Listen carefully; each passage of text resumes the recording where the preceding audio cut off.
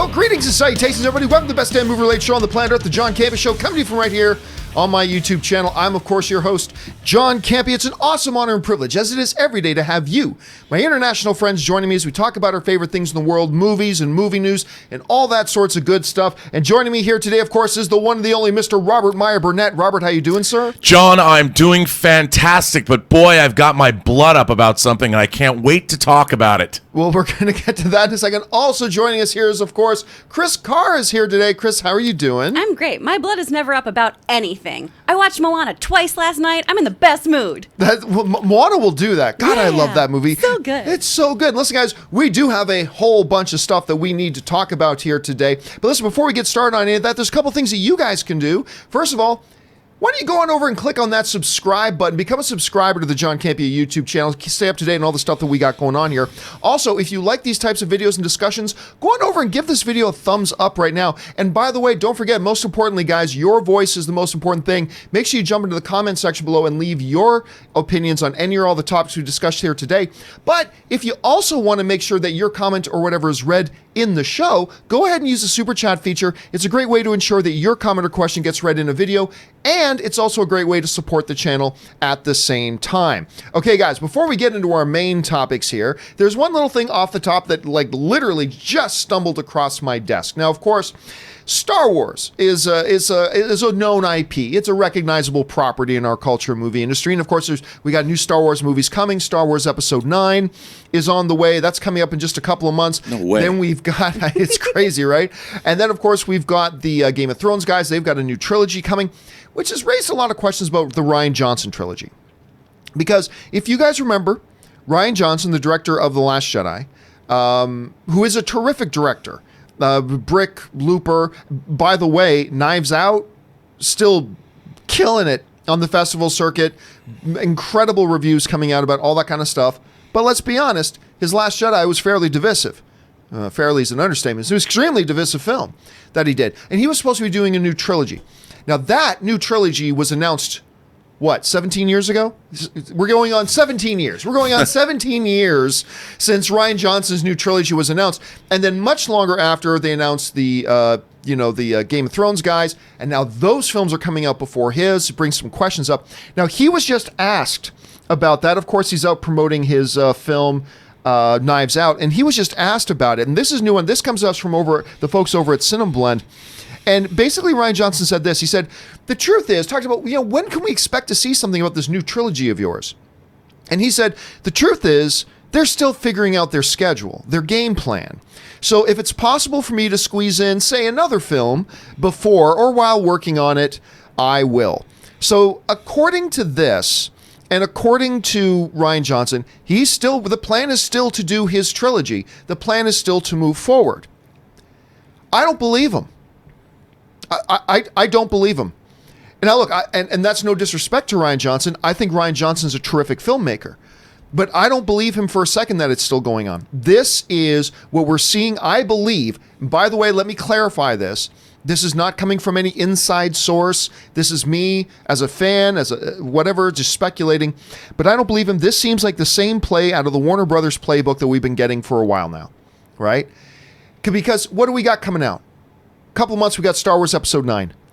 What's the news cycle? What's the story if they announce, okay, yeah, we've canceled Rian Johnson's trilogy? That's the story. That's what people will be talking about, and it's going to cast a shadow over Star Wars Episode 9 coming out. They're not going to acknowledge it. I believe, and I hope I'm wrong, I believe that Rian Johnson is, playing ball. He's being professional with the studio, and he's just playing on. Because this whole thing about, oh yeah, well, we haven't figured out when we're going to do it. If maybe I can fit in another film. What happened to the Star Wars trilogy you said you were working on over a year ago? I think they're just covering this, which means he's got another film he's going to announce pretty soon.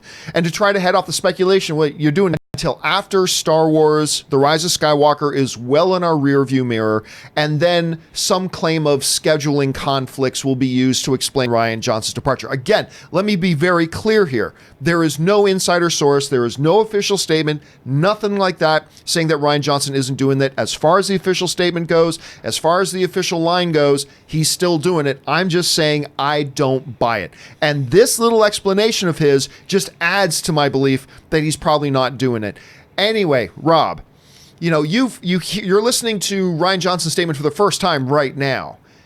Do you believe he's still doing, because I'm sure there are still a lot of people for some very good reasons that believe he's still doing his Star Wars films. I'm not buying it though. What do you think? Ed was essentially correct. I think that he's in a holding pattern. I think, as a matter of fact, Star Wars is in a holding pattern because they've got two monster things happening, which one being the first, The Mandalorian, which we're getting in basically a month and a half, little over a month and a half, little less than 2 months away. This is Disney Plus. This is a huge thing. This is Bob Iger's legacy. This is where Disney's going to be moving forward into the next decades. Disney Plus is monumentally important, and it is anchored by Star Wars. And if The Mandalorian provides the kind of Star Wars kick that is great, it costs less money than a feature. They have a lot more. They got an Obi-Wan thing coming out. They got a lot of stuff. They've got the Cassian Andor series. They've announced if Last Jedi does not kick it into high gear, go back into the hyperspace heights of box office success that The Force Awakens goes into, I am willing to bet that Star Wars, theatrical Star Wars, is going to be dormant for a while. And I think that they don't know. And they've announced 3 Disney Plus series. That could be where Star Wars is going to be living for a while, because a lot less risk, a lot less money. They can amortize the costs between multiple shows. It makes a lot of sense. And you know what? The Skywalker saga is over. And if with Solo, with Last Jedi, the controversy, if Mandalorian comes out and it's a smash and everyone loves it, why make movies? Why not just concentrate on Disney Plus? That's what they want to do anyway. Well, I mean, because you know, and Disney knows, and they've said this repeatedly, the real money is in the theaters. That's where the real money is. Is it? As far as individual projects go, you're not going to make $2 billion. They're not going to make $2 billion on Mandalorian. They can make $2 billion long term on Mandalorian and 15 other shows that they put together. If Rise of Skywalker makes $2 billion. Well, and I don't think it will. I think it'll make over $1 billion. I think it'll be one of the biggest films of all time, but I don't think it's going to be a $2 billion film. See, there's no streaming show that any network will ever make $1 billion on based on that one show. That's just like Game of Thrones and what it did for HBO. But like Disney Plus will do it on the back of a collection of shows. And but don't forget, the Benioff and Weiss series, that's not theoretical. They've already planted their flag on release dates. Those movies are coming regardless. Well, I was about to say regardless. But to your point, if like the Rise of Skywalker comes out and makes 400 million worldwide, 500 million worldwide, which is big for a lot of other films, don't get me wrong. But if the Rise of Skywalker is not going to make 400 million worldwide or 500. It's going to make $1 billion minimum. And well, I shouldn't say, but yeah, it'll make $1 billion minimum, and then we'll see. Here's the thing, though. I think the Rise of Skywalker, of all of the Star Wars movies that have ever come out, it has the potential to disappoint the audience the most, because it's in a position where audiences are asking a lot. I know I'm asking a lot from this movie, and I don't even have a vested interest. Like my whole attitude towards Star Wars now is, oh, wait and see. I'm deliriously excited for The Mandalorian. I really am. But Rise of Skywalker, if Rise of Skywalker doesn't make me like see people walk on water, you know, in my daily life, I don't know. Okay, let's no, not be unrealistic. It might be unfair, but that's the way they've set themselves up. I mean, this movie, it rightly or wrongly it's Atlas, you know, carrying the world on its shoulder, and if it doesn't deliver, it's not going to make $1 billion. People are going to be like, that was underwhelming. Well, look, we've seen Transformers movies that suck the bottom of, you know, camels' asses make $1 billion. I mean, this just based on the brand name alone, it'll make $1 billion. Solo didn't. Yeah, but so nobody ever thought it would. I certainly never thought it would. But what if it makes somewhere between Last Jedi and Solo? What if it made 800 million? Then they're still moving forward with Benioff and Weiss. I mean, 800 million is still profitable. It makes them hundreds of millions in profit, and they're still moving forward with stuff. Particularly if the brand name of Star Wars is buoyed by like Mandalorian and things like that. Again, it's just that we got to remember these shows that they're doing. They're great, and Mandalorian is great, but Mandalorian is not single-handedly going to pull in $1 billion for Disney on its own. That's why they're launching, because if one show on its own could make Disney $1 billion, you wouldn't hear about 15 shows coming in 2 years. They would put out like one show. But remember, every once. television, I know streaming's different, but television is way more lucrative than motion pictures is.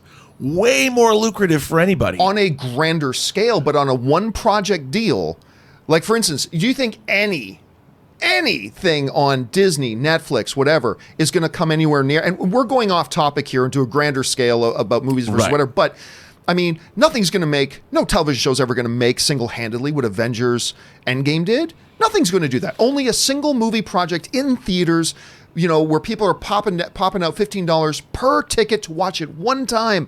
That's where the real money is still at this point. That's what Disney knows. That's what Warner Brothers knows. But here's the thing. With Rian Johnson, I'm still not clear about why anybody would think for a second that he would even want to come back. Right. Why would he want to come back? Well, his movie did make over $1 billion. Yes, his did, but he's also taken more abuse so much abuse that other filmmakers, like a Christopher McQuarrie, would come out and say, yeah, I'm never doing a Star Wars movie. I'm never going to do it. I just looked and saw what the fan base did to this guy. And whether it was justified or not is another debate. But it was so bad that even other filmmakers are looking at it saying, I'm never going to touch a Star Wars film, thank you very much, because that fan base is the most abusive fan base in the world, which we can be. Passionate fan bases can be. You can negotiate a hell of a deal to direct now, though. Well, that's especially if Knives Out gets a Best Picture nomination. I just don't see... First of all, I look at the circumstances. I don't see any of the circumstances lining up for him coming back. I look at him personally. I'm thinking, why would he even want to come back? I look at it from a Disney point of view and look at the PR headache you're going to have to, rightly or wrongly, fairly or unfairly.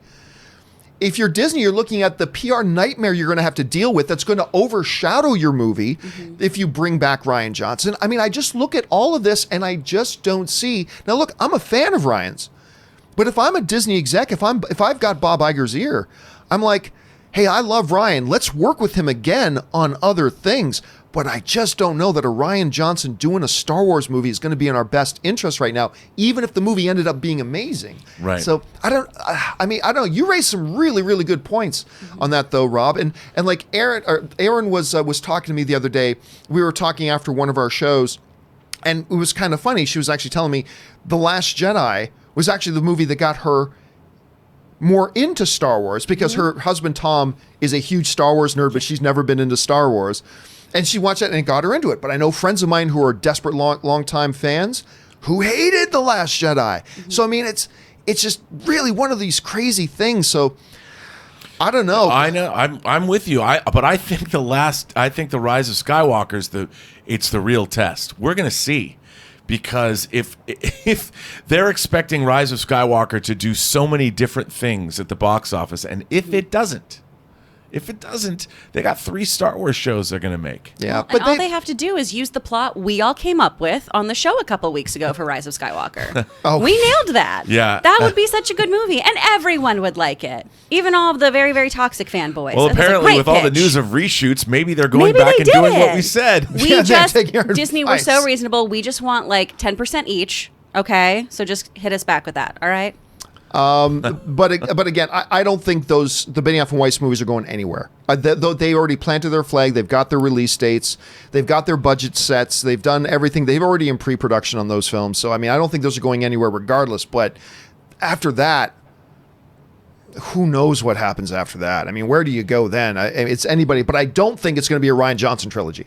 I don't think it. Anyway, Rob raises some good arguments about why they may very well still be moving forward with Rian Johnson. I raise some points about why I don't think they are. Question is, guys, what do you think? Do you believe Rian Johnson that they're actually still moving forward? Or are you more optimistic like Rob saying, yep, this is going to happen and then we'll see what happens after I said that? it's a holding pattern. It's a holding pattern. So you pattern. believe him, though. You believe him, though, when he says that. He's circling the airport waiting for the snow to stop. See, so I he can believe the land. flight's already been canceled.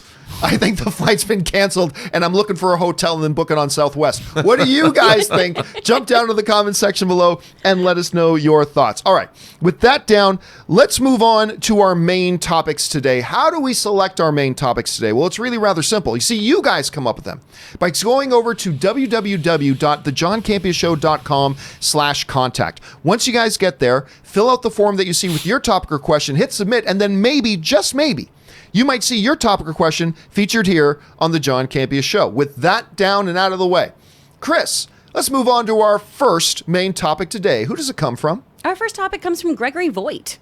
Hi, guys. I have really enjoyed M. Night Shyamalan's last 3 films, The Visit, Split, and Glass, respectively. And I saw in The Hollywood Reporter that he has his 2 next movies at Universal, with which he did those last 3 movies. One will come out in 2021 and the other in 2023. I'm excited to see what he comes up with next. And his collaboration with Universal has yielded positive results, so I have hope.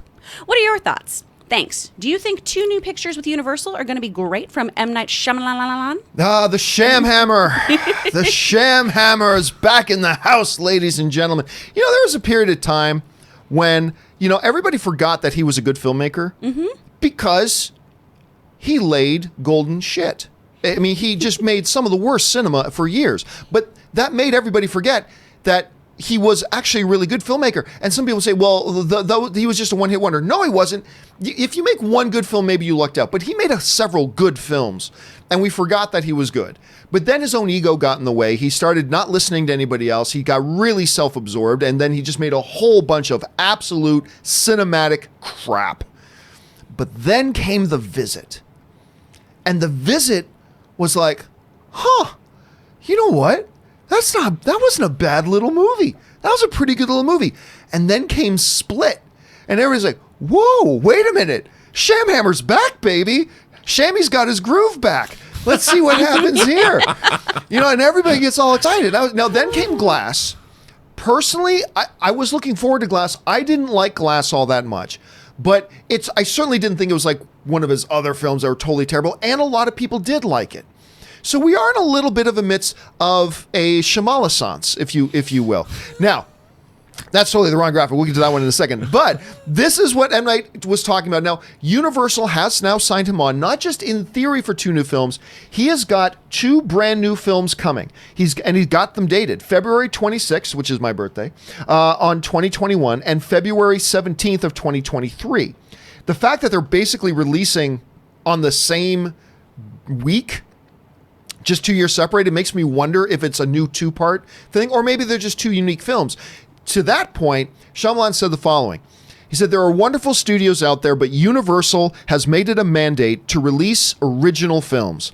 They are the best at finding an audience for new stories with unexpected tones. I believe original films are crucial to the longevity of the theatrical experience. So I look at the release dates, and my first thought is, this is probably a part 1 and part 2 because they're both releasing in at the end of February, 2 years apart.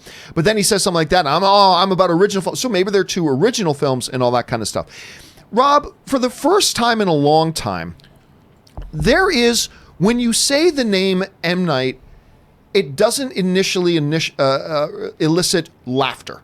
Because I remember being in a movie theater and a trailer playing. Remember that film Devil? Yeah. That he produced, right? Yeah. There's this trailer I remember being in a movie theater and a trailer started playing for Devil. And then from producer M. Night Shyamalan came up, and I kid you not, it was both hilarious but sad.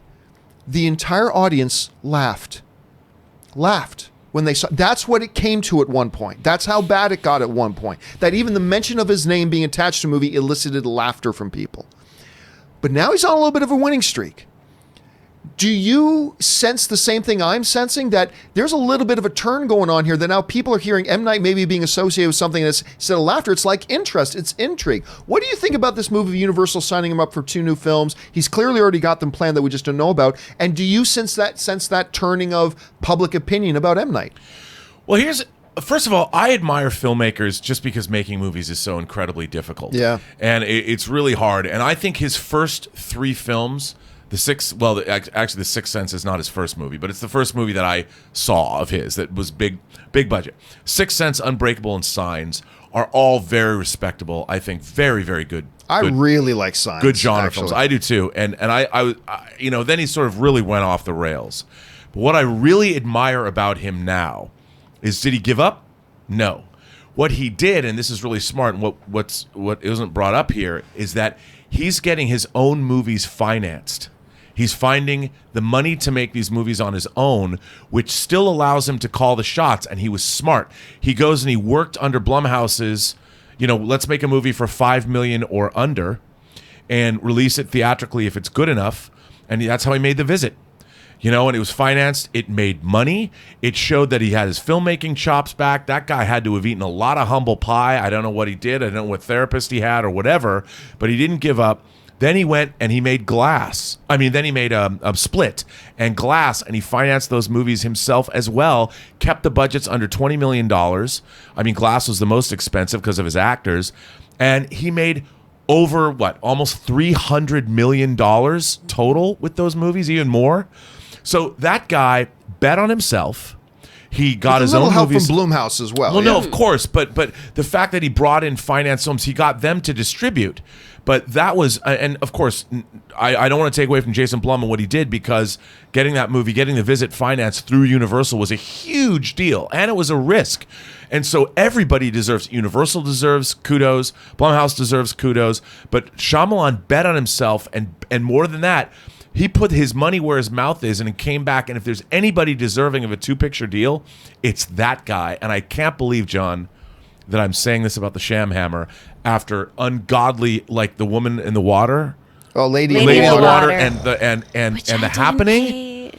Those 2 films are truly 2 of the worst theatrically released major studio movies I've ever seen. And I wanted to like those movies. I go into those movies wanting to like them. And I'm like, you know what? The Sham Hammer can pound on my nail at least 2 more times. That's all I got to say. Quote of the day, ladies and gentlemen: the Sham Hammer can pound on my nail any day. Look, I'm at with least you 2 more times. Lady in the Water. There's this. I think we've told this story before, but you guys can go look it up. There's this infamous story, and it's totally true, about Lady in the Water that was going to be distributed through Disney. They were supposed to be working with Disney on it. And Disney saw the script, and the senior vice president of the production had some concerns with it. I just looked at it and said, had a very famous dinner meeting with M. Night to discuss Lady in the Water. It's like, just wondering, maybe casting yourself as the writer who is so good at writing, his writing is destined to save the world? Could that be conceived and maybe looked at by the audience as a little self-absorbed? Maybe this scene is kind of bad, and he stormed out of that thing, vowing that he would never work with Disney again, and blah, blah, blah, blah. And what happened? One of the worst, abortions of movies in the history of cinema ever made. But oh my God, it's a strong contender. I have my unholy trinity of the 3 worst films, wide release Hollywood produced films ever. And those are Battlefield Earth, Highlander 2, and Catwoman. But I'll tell you what, I almost made room for a 4th with Lady in the Water. To me, it's one of the, but I overheard you whispering there, Aaron, or Chris, that you actually like. I don't hate it. You don't hate it. You don't I think hate it's okay. Yeah, is M. Night being the writer in it very self-strokey? Of course it is. Self-strokey. But I didn't hate that movie. And I have been an apologist for him for years. And M. Night Shyamalan made the worst Airbender thing I've ever seen in my life. Shyamalan. And I still really like him. I Well- still love him a lot. Also, how can you say Lady in the Water would be on that list when we live in a world where the spirit exists? Like, Samuel L. Jackson dressed as a dental Nazi could not save that movie. That movie was Almost such an abortion. It was bad. But I'll tell you what. You know what people love? People love a comeback story. They We do. all do. And like, again, to me, it was like in the midst of all that, one of the big head scratchers as we were going through the whole M. Night fall was we know this guy's good. Yeah. He didn't have one fluky film. He made a series of really great films. We know he's got it. So when is he going to get back to that? And it was when he did The Visit. And I think you raised a great point, Rob, when you brought up, he got punched in the mouth. He did. Yeah. He got punched in the mouth. And I think that might have reset him a little bit. And now we're just seeing him getting back to telling stories. And I couldn't, seriously, it is the time of the hammer. It is the time of the sham hammer. I'm telling you what, I'm excited about this. Let's see where these goes. Because I think these next two films are going to be instrumental in establishing what his legacy will be. Because now it's just, if he can make two more good ones in a row, I mean, it's done. M. Night is back. If he craps the bed on them, it could be like, oh, so this was just a temporary resurgence. I think these next two films are really important for him, though. I in my old age, I want to go to an M. Night Shyamalan film festival, and I want to see him speak after all of the movies, because I want to watch Unbreakable, Sixth Sense, and Signs. But then I also want him to speak after Lady in the Water, The Last Airbender, After Earth, and of course The Happening. I mean, I would give anything to watch The Happening with an audience and have him come out and do a Q&A for like 2 hours, because how do you create those things? How do you sit in a room and do that? And it was great to see him come back. It's like, apparently just take his money away, make him go back to the low budget roots he started in and have him build back up, which I love to see. Is that talk going to just start with him coming out going,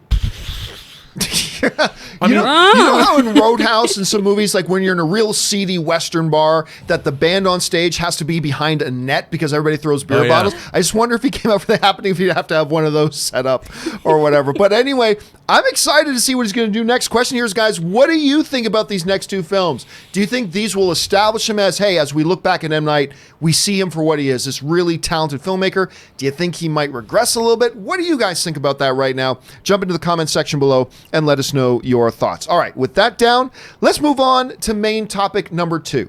Chris, what is our second main topic today? This one comes from Sandra Ohahami. I saw that the new Ghostbusters movie will revolve around the kids of the original Ghostbusters, with a couple of them being the children of Egon. Today, Dan Aykroyd seemed to confirm that. What do you think of that direction? I always thought when they said younger cast, that meant 30-year-old adults, not kids. Do you like this? Do you like this, John? Yeah, so there has been some whispers going around because we've seen some of the cast.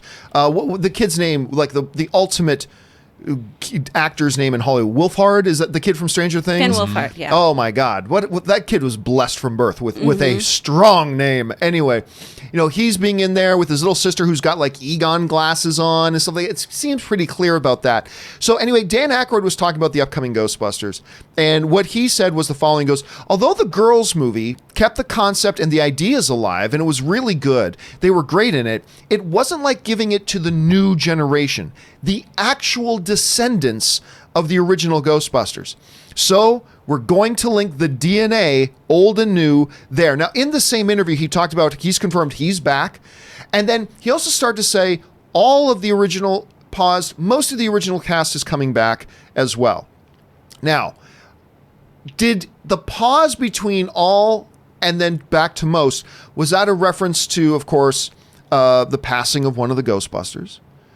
Or was that a reference to one of the Ghostbusters passing on the film, being Bill Murray? Like, there's still a lot of speculation about whether Bill Murray will be back, will appear in this or not. All I know is this: if they got Bill Murray to appear in the reboot, then I don't see how it'd be maybe all that hard to get him to come back for this. We'll have to see. But the idea, see, I'm with the person who sent in the question. My kind of thought here had always kind of been, when they're talking about a new generation, I always thought, oh, just like a new younger breed of Ghostbusters.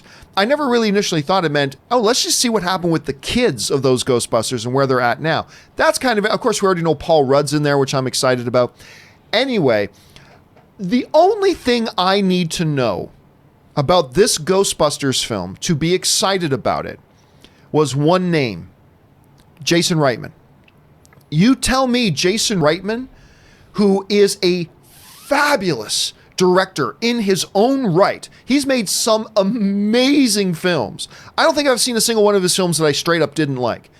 I mean, some I like better than others. Jason Reitman's an incredible director. And it just so happens in the theme of DNA, he is the son of the original guy who made the original Ghostbusters, right? He's Ivan's kid. That's the only name I need to hear, and I'm excited. As far as everything else, who knows? But I think this sounds intriguing, Rob. I mean, I'm on board for it. Where are your feelings at right now, given the light of everything we've heard so far? Where are you at right now with the new Ghostbusters? You know, I'm always about great characters and a great story. And to me, we've already seen movies like It, when we have teenage kids confronting a great evil.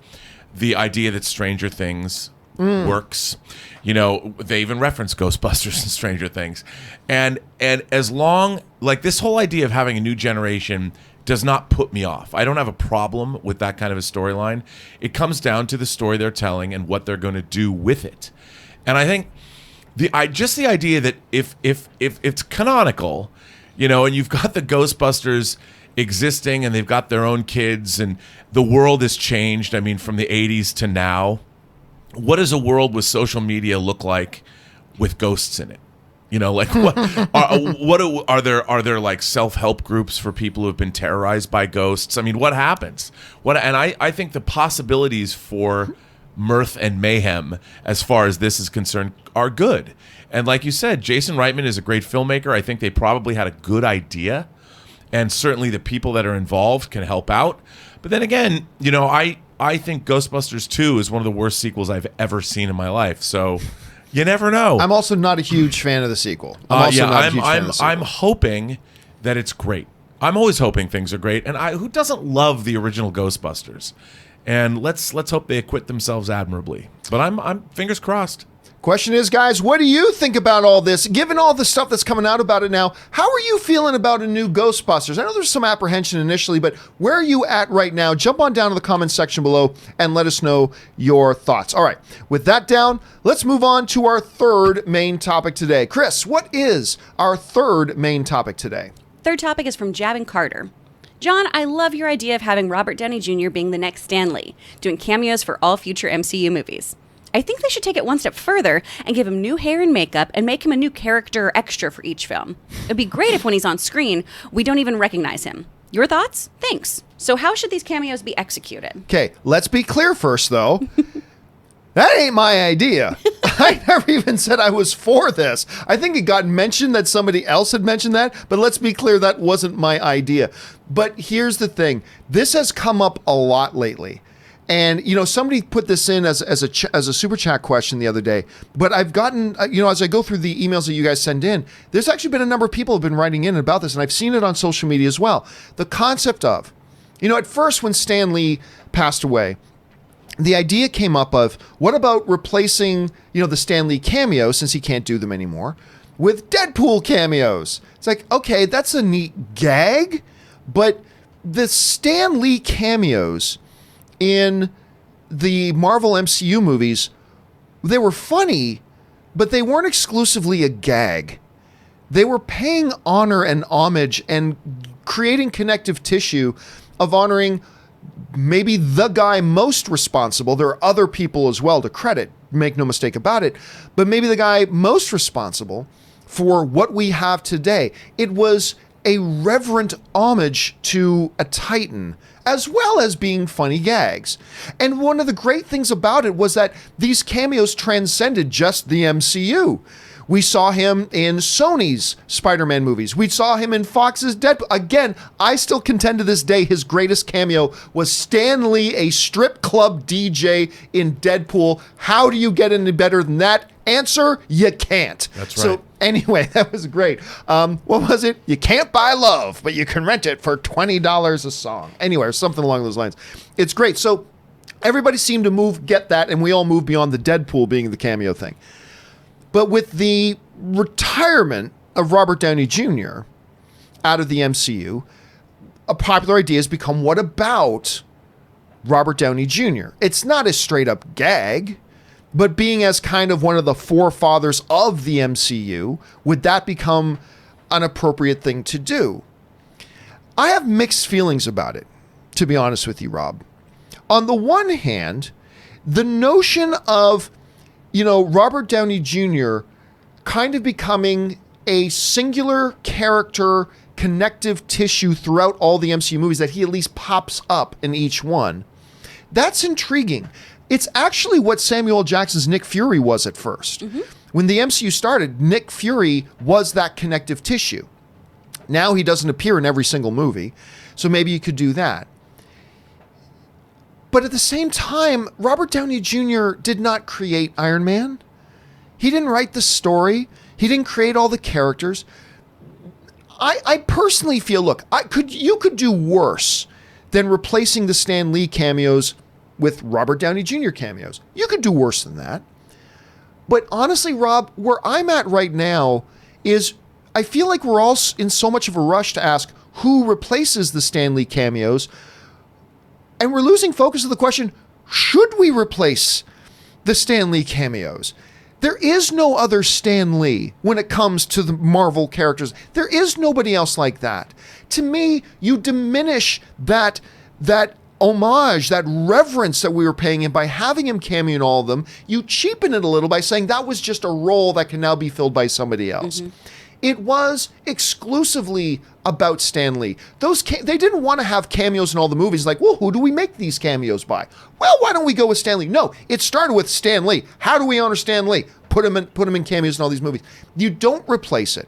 So, while if you have to replace them and do a regular cameo bit with somebody, Robert Downey Jr. is not a bad choice.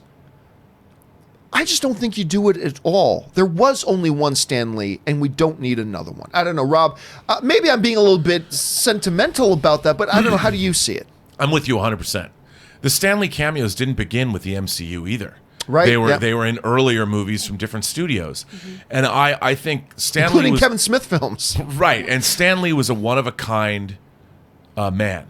And it was honoring. I mean, Jack Kirby wasn't there to also do cameos, and the other artists that contributed to the beginnings of the Marvel universe. And I think those were a singular, unique thing. And I don't even get the idea of why people think there should be some kind of cameos in Marvel movies, because just because you've done it for one person doesn't mean it's a tradition unto Stan Lee himself, not anyone else. I mean, Robert Downey Jr. was an actor playing a character in the canonical universe of those movies. So to have him come back is, in my mind, it's a fourth wall. Even though Stan Lee's cameos were fourth wall breaking things, really, they became a part of the DNA of Marvel movies.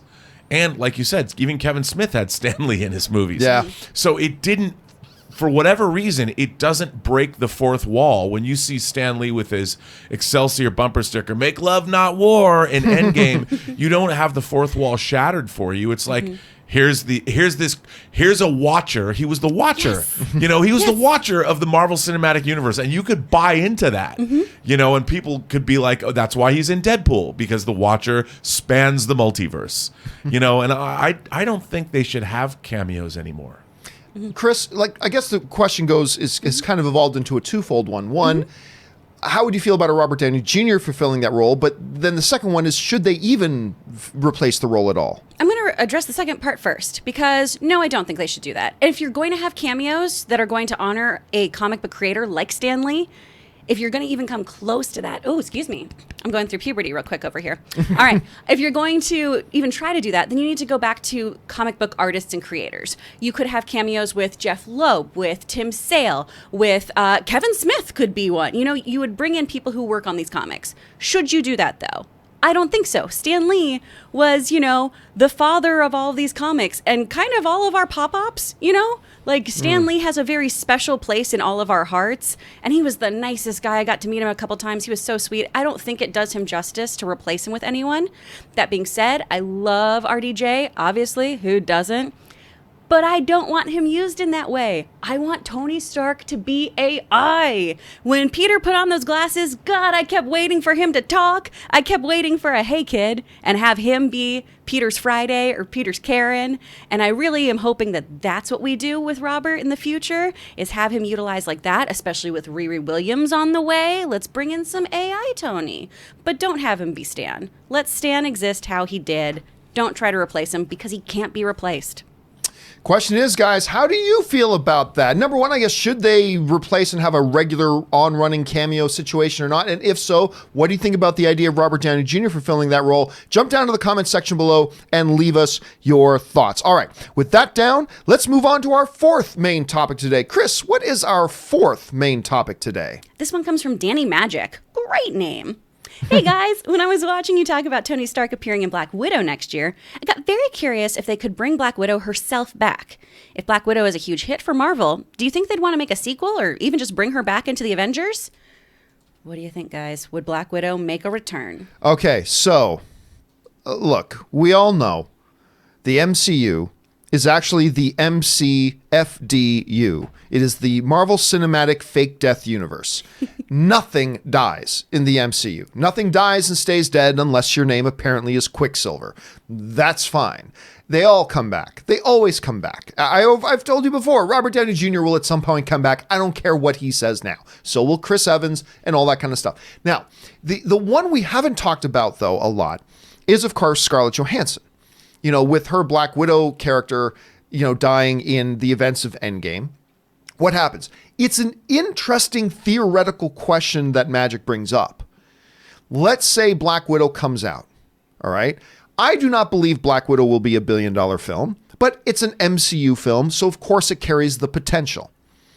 Black Widow comes out, makes $1 billion. Let's say it makes $1 billion. Does Marvel then go, wow, we made $1 billion on that movie? It's a shame that we killed the character off. Some other exec in the corner go, but did we? Did we kill her off? We got a lot of wiggle room here. And do they then use that as a pretense to bring Scarlett Johansson back into the MCU? One could make an argument that in one movie, they lost 3 of their significant pillars in the MCU. Obviously, Captain America and Iron Man. As Endgame was setting it up, she was kind of the next kind of leader in line of that thing, and they offed her too. You could, I think, from a game plan perspective, make the argument that the MCU, and remember, we haven't seen any MCU films, like the real bulk of the MCU outside of Spider-Man Far From Home yet, in this universe that exists without all 3. But I think from a game plan point of view, you could do a lot worse than to bring back, to use sports terminology, Rob, a veteran presence in the locker room. You know, sometimes a team will go out, let's say they got a young, hot quarterback, but they want to go out and get a more veteran, established quarterback to be the backup, be that leader in the locker room, show the ropes to everybody. It just kind of anchors the team, all that kind of stuff. You could do worse than to say, we need another one of the OG prominent in here. Thor's going to be off doing whatever he's doing. But to have somebody actually around the core of the MCU, we could probably use a Black Widow presence in there. Especially when you're seeing that Marvel right now is starting, remember, the first 21 movies ever put out, or 22 movies put out by the MCU, were all had as their main leads, all men. All 20 plus films.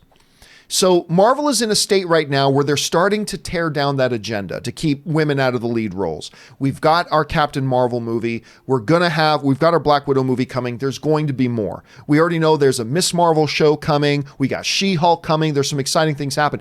It would seem strategically to make sense to bring her back. Question is, will they? I'm going to tell you this, Rob. I don't think Black Widow makes $1 billion at the box office. I don't think, but it's certainly a potential. And if it does, I give it 6 months after that movie that we hear that Scarlett Johansson is returning to the MCU, period. I believe they're going to do it. This is the MC Fake Death universe. I have no doubt about that. So that's my thoughts on that. Rob, what do you think is going to happen? Well, I mean, first of all, Endgame provided, and the new Loki TV series provides a roadmap for how this can work. I mean, Loki died in Infinity War. He's dead. But he died twice other times before that, too. Right, but I mean, he was definitively dead. And then you go and you see what happened through the quantum realm. They go into a different time period, a different universe, a different quantum universe, and Loki's not dead. And the Loki we know from the TV series we saw in Endgame, the new Loki series, is the Loki from that universe. It's not our Loki, it's a different Loki. We saw Nebula kill a different Nebula from a different universe. Gamora died, and then we got another Gamora back. But these are not the same characters. They're different incarnations of the characters from different universes and canonical. And to me, I love this idea. There's a Star Trek: The Next Generation episode where you find out that Riker was duplicated on a planet because of a transporter accident, and two Rikers have to deal with one another. And so does Deanna Troi. And it's a really interesting situation. So they could bring back Black Widow in the universe and it wouldn't even be a cheat, because the fact that our characters went through her real death and they've got a Natasha back that isn't their Natasha. And it's indeed not the Natasha that went through the snap, maybe, the blip, the decimation. And how do you deal with a character that you have known for 5 years going through an apocalyptic event that never went through that apocalyptic event? There's all kinds of interesting, legitimate ways of telling stories that are right out of comic books that could be cool. So I don't necessarily have a problem with that. The question is, will they do it? Will they bring her back? Mm-hmm. Now, this is a prequel film. They could make prequel movies. They could tell Natasha Romanoff stories for 10 years before, assuming they can use de-aging technology or whatever, before the MCU even began, and I'd be cool with that. Captain Marvel took place in the 90s, and it's part of the MCU. They can do so many different things that I'm just excited. What I want is the fact that we're going to get a full-blown James Bond-esque, globe-trotting spy thriller out of this Black Widow movie, apparently. And I couldn't be more excited for it. So who knows what they're going to do? If they bring her back, they could do it in a very clever way. I just don't think they will. You don't think they will? I don't think. Even if this thing makes $1 billion, they'll make another one that's a sequel to that movie that takes place. It'll be still in the prequel space. It'll be legit. They could do a Black Widow trilogy. Exactly. But how many films can you fit in whatever window they're saying this movie exists? Because I'm not even sure they've given us a specific time frame. A lot of the theories I'm seeing, or some of the whispers I'm hearing, is that it takes place post-Civil War, pre-Infinity War. Okay. And by the way, I've heard no official statement on that. That's like 2 years. Yeah. But right. So, but how much can you say a person goes through in 2 years? Spy shit happens all the time. So yeah, there's always spy stuff is happening 24/7. If you think about James Bond movies, how many days do they take place over? Exactly. They're short periods of time. How long did Star Wars take? How long did Empire take? How long did Jedi take? How long did all three of those movies cover in terms of time span? Mm-hmm. But doesn't there, and this is my issue with prequels in general, and obviously there are some prequels I like, but isn't, at some point though, it's a little tough, because when you're watching a prequel, there's only so many things that can actually happen, because you are confined in your reality to whatever happens in the movie that comes afterwards. So you can't do anything in a particular story that would bump or circumvent the way we know the outcome turns out leading into the next movie, right? So she could fall in love in a movie, right? And start to develop a romantic interest. Well, that guy's not going to be here long, because he's certainly not a part of the picture by the time Infinity War comes around, or what have you. So going to the well once with something like that, maybe. Trying to do a series of films all living in this giant shadow of, there's only so much you can do. I don't know. I don't know, man. Look at a movie like Rogue One. Rogue One was about that was incident. a one shot. It was a one shot, but how many characters? You could have done 3 movies leading up to, if you did a trilogy and you knew that it was going to end right before Star Wars, you could have met all those characters. You could have watched the fall of Jeddah and the Empire invading the Kyber crystal mines and all that. There's plenty of stuff you could do. And by the way, to your point, we're getting a Cassian Andor show, or R2 or K2 Fast, K2 Furious. Yeah, as Alan Tudyk said. I don't know, Chris. I'm thinking this movie makes $1 billion. They're just going to straight up bring her back. I think they will because they've never shown any apprehension about bringing any character back, including Loki, which they've done thrice. But do you think they're just going to keep her dead? And maybe if they're going to do a new movie, it'll just be prequel stuff? Or what do you think they're going to do? I think they shouldn't bring her back because it cheapens her sacrifice. But should or shouldn't isn't the question. I know. And I'm obviously all for, female characters not getting fridged. We see male characters getting reborn and resaved and getting exoskeletons all the time in comics while women stay in wheelchairs and don't get an exoskeleton. Looking at you, Bruce Barbara Wayne. Gordon? Rude. But if it makes a lot of money, I'm sure they'll do something. But we have opportunities to put ScarJo in other things. And she said that she can play anything, so she can play a ghost pretty well, I'm sure. So, let's have her show up in the multiverse of madness. Let's have her show up in those parallel dimensions. We can do all of the different worlds and time travel tropes that you love so much, John. Mm-hmm. But I don't think they should bring her back. But man, money's pretty cool, right? So they probably will if this does well. I just don't do it, though, Disney. It cheapens the whole thing. A death needs to stick, and it can't just be Tony's. Don't tell that to the MCU. Yeah. Anyway, guys, question is, what do you think? Let's say this. Look, I don't think Black Widow will make $1 billion, but it's a Marvel film, so it's certainly got the potential to do it, right? If it does, do you think they're going to be overwhelmed with the temptation to bring her back? Maybe it was always the plan to bring her back anyway. Or do you think, like Chris was saying, make the sacrifice stick there? What do you think's going to happen? Jump down in the comments section below and let us know your thoughts. All right, with that down, let's move on to the fifth main topic today. Chris, what is our fifth main topic today? Fifth topic is from Jack Murphy. Yesterday on Twitter, it was announced Mortal Kombat started filming. I was surprised because I was expecting more high-caliber casting announcements amongst the unknowns. It is also set to open early March 2021, a few weeks after Marvel's Kung Fu movie Shang-Chi, and right before video game movie Tomb Raider 2. Do you think this movie can succeed with an unknown cast and so close to similar films?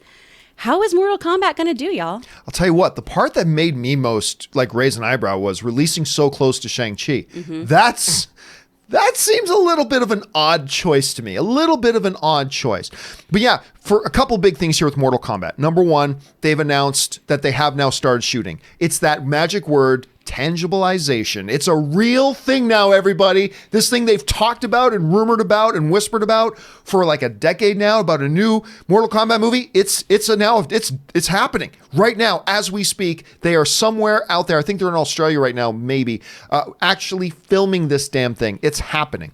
Now, as far as the cast goes, some interesting names. Here are the big ones that we've got as far as the characters go. Tadanobu Asano, he is, of course, he was in Thor, the movies. He was one of the Warriors 3. He is going to be playing Raiden, which I think is really interesting. A good Canadian kid, Ludi Lin from Power Rangers. And we, of course, talked about this before. He is playing Liu Kang.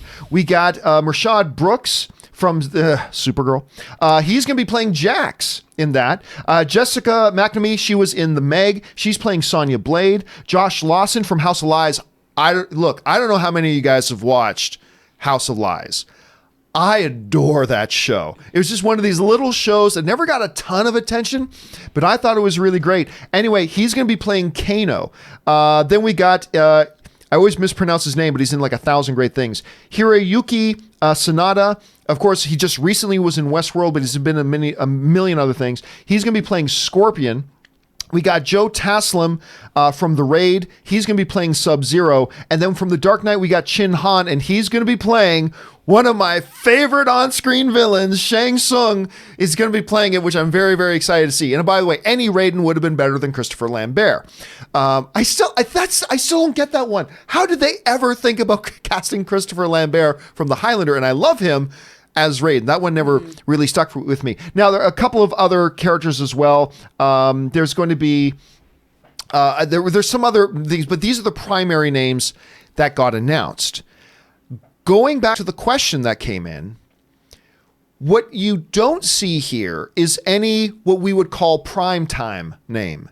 There's no one big name attached to this, no one big A-list. And I remember there was a lot of discussions a few months ago about this, that they'll get one big name attached. It's kind of like what George Lucas did with the original Star Wars. He had all these kind of unknowns, but then he went out and got himself an Alec Guinness to kind of anchor that team. And there was a lot of belief out there that that's what Mortal Kombat would do as well. They would go out and get one name and then surround it by a real talented cast. However, depending on where you're from, you could make an argument there were already some pretty decent big names on here. And I'll go so far as to say this. I think there's a lot of really good names on here. Now, again, like I said, not a lot of people watched House of Lies. I get that. So a lot of you guys, don't know Josh. Maybe a lot of guys didn't watch Westworld or a number of the other things that this guy's been. Maybe some of you don't watch Supergirl to see that. Maybe you guys didn't see Meg and you don't know her. And that's all fine. But these are some pretty good names. For me, the big concern still revolves around the fact, and this is why I still feel a little iffy about it. I'm good with the casting, by the way. I think this is a really good, talented group of people. I've seen most of these guys in a number of things, and I like them, and I think they'll do a good job. So I'm good with the casting, to be honest with you. I'm excited that they've announced that they've started shooting. It's tangible now. It's real. My main apprehension, Rob, is still surrounds the fact that we've got a twofer. We've got a first-time director who has never directed a motion picture before. Everybody's got to get there first, and that's fine. And it's not like Mortal Kombat is a big $200 million tentpole project that you shouldn't entrust to somebody. They're keeping this on a smaller scale. Not bad. But you couple that with the fact, and we've talked about this before, it's a screenwriter who's never had a screenplay produced before. So you got essentially a first-time writer. You've got a first-time director, both on the same film. That makes me a little bit nervous, but as far as the casting goes, I like it. What do you think about all this, Rob? First of all, I love this cast. I think the cast is actually great. And there's a lot of really talented actors, a lot of great character actors that I love seeing in anything. Whenever they're in it, I'm like, okay, it's better.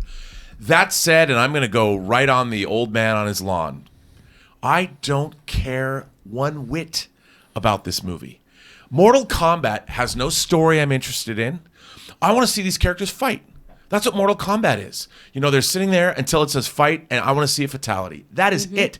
By adding characters and backstory and mythology and all that, you take away from the central conceit of what Mortal Kombat is.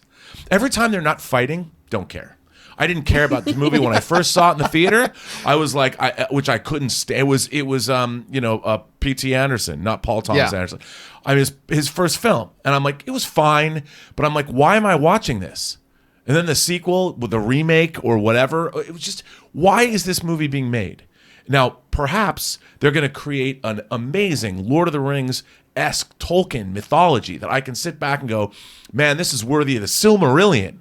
And I can't wait. And this is the Battlestar Galactica, which we'll talk about, of Mortal Kombat movies. But who cares? Do I really want to go see this movie in the theater? Unless you, again, make me walk on water after I come out of the theater, I have no interest in this movie at all. Flame on, I guess. Everyone's going to get mad.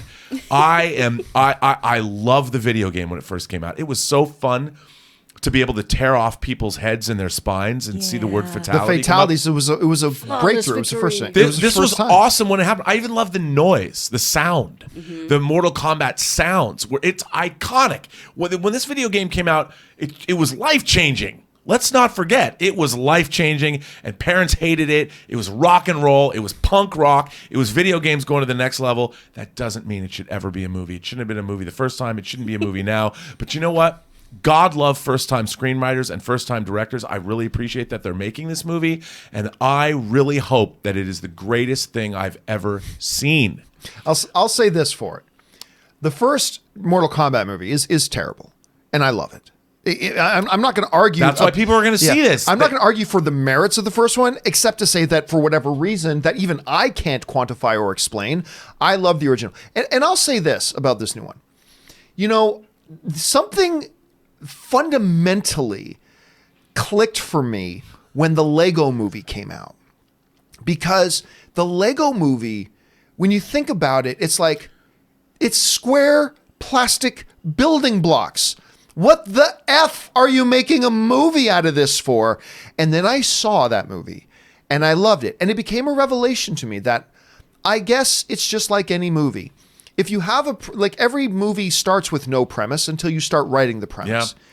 And I agree just on its own merits. Now there is mythology built in, particularly in Mortal Kombat 11 and all that kind of stuff. There is mythology built in, but they can start from scratch, take this premise. And you know what, Rob? I would even argue that, and I'm the one who's nervous about this movie, but I would even argue this. When you look at movies like comic book movies, like Days of Future Past, right? That's really something where they took the premise of it and then basically started with page one and then built their own movie around the premise. And it all comes down to, I think you're absolutely right. Do they write something that becomes compelling and that everybody enjoys and everybody likes? And that's it. Being Mortal Kombat will not make this movie good, but I think being Mortal Kombat won't make the movie bad either. It's going to be all up to these guys that you're pointing out, that this first-time director, this first-time writer, under the, Lynn who's producing. Dude, we talk about it all the time. We are in a golden age of content. Mm-hmm. Dark Crystal, The Boys, Carnival Row, just three examples of great writing, great acting. So as much as I can be an old man, like, get off my lawn, don't bring this movie to me, I will be the first to say, you know what? If they do something great and innovative and interesting, the proof is in the pudding. So I can say that I am not interested. I have no interest in this movie right now. However, if they suddenly churn out, rainbows and moonbeams in terms of how the Mortal Kombat franchise can work, and it's amazing, I'll be the first guy to be like, great, I'll watch this. And if it's good, I think quality always wins out. And maybe that's why a first-time writer and a first-time director were able to get this off the ground, because they have a take on it that turned out to be amazing. But until I know that, do not care. Yeah, you know what? It reminds me a lot of a few months. Now, as we got closer and we heard reviews, my mind changed. But a few months before Spider-Man Into the Spider-Verse, you remember me? I was like, don't care. This is a bad idea. The animation looks stupid. That's right. I was one of the only guys that I didn't think the animation looked good. It's true. At the time, I was not sold on the animation style. First, I said, I don't even like this. Who cares? Blah, blah, blah, blah. And then I saw it. And I was Proof like, is in the pudding. Oh my God. So maybe that'll be Mortal Kombat. Again, we got a really talented producer attached. So I just want to see dudes getting their heads ripped out, their spines ripped out, Predator style. Well, now the writer of the movie did confirm. Remember, we talked about this a few weeks ago. The writer of the movie confirmed that we're going to get game-style fatalities in this. So, and Mortal Kombat 11, by the way, which I haven't played the game myself, but I've seen some buddies of mine playing, and I watched a lot of the YouTube stuff. They have some of the most grotesque, horrific, graphic fatalities that you can possibly have. They're going to bring that to the movie. Quality or not, it could be fun. You know what? If they got that kind of gore and it's physical effects and it's not CGI rendered blood, if they really go for it, I'll be the first guy to eat my words. And on this movie, I'd love to eat my words. Well, you're not saying the movie's going to be bad. You're saying right now you're not interested. Care, really. Not interested. Yeah. That's fine. We're all entitled to that. I want to care. I want to be like, I'm the Fox Mulder here. I want to believe. I want to believe. Chris, you got any interest in this movie? I'm super excited about this movie. I know I don't like horror movies, you guys, but I do really like some stylized violence, and I love violent video games. John's been playing the Star Wars RPG with me. He knows how much I like to make heads explode. Oh my God, that's all she's like. I want to shoot that guy in the head. I want to shoot him in the head. When you're so happy in your regular life, sometimes you need a very violent outlet, and I kill fake RPG characters. So, okay, you guys approach a street vendor, asks you if you want to buy some, buy some fruit. What do you want to do, Chris? I want to shoot him in the head. Shoot him in the head. He's just trying to sell you some fruit, Chris. I pull up that what was that called? Repeater blaster I got from the stormtrooper. Yeah, I want to use it to shoot him in the head. I have the coolest guns though. That's why. But anyway, you do got some pretty cool guns. I'm super, super pumped about this movie. I think it's going to be very fun. And yeah, I don't care if it's a cast of known or unknowns. I want really cool fights. I want super awesome stylized violence. I really want practical effects because I don't want to see a CGI spine. I want someone to build a really creepy, nasty spine that's going to pop out of somebody's body. You know what? It might look better as CGI. I gotta say, I always look for a silver lining. There is one thing about this movie I think I can be excited about, and that's the soundtrack.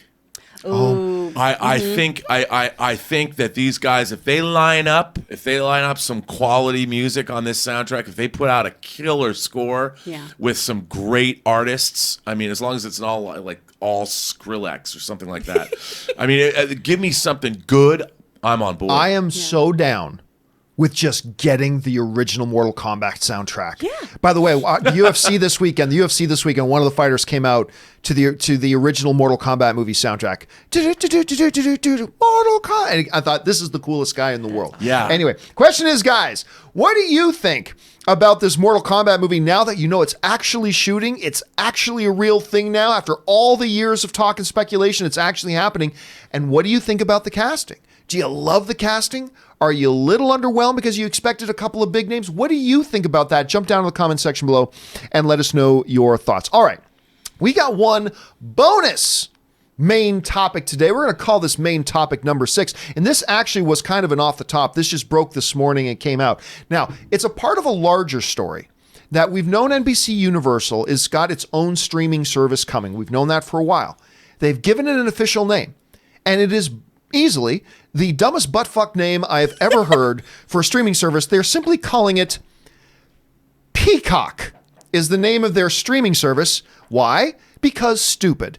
I get it, but the NBC logo is a P. Yeah, I know, but I have an ass. That doesn't mean I'm going to title my house Ass.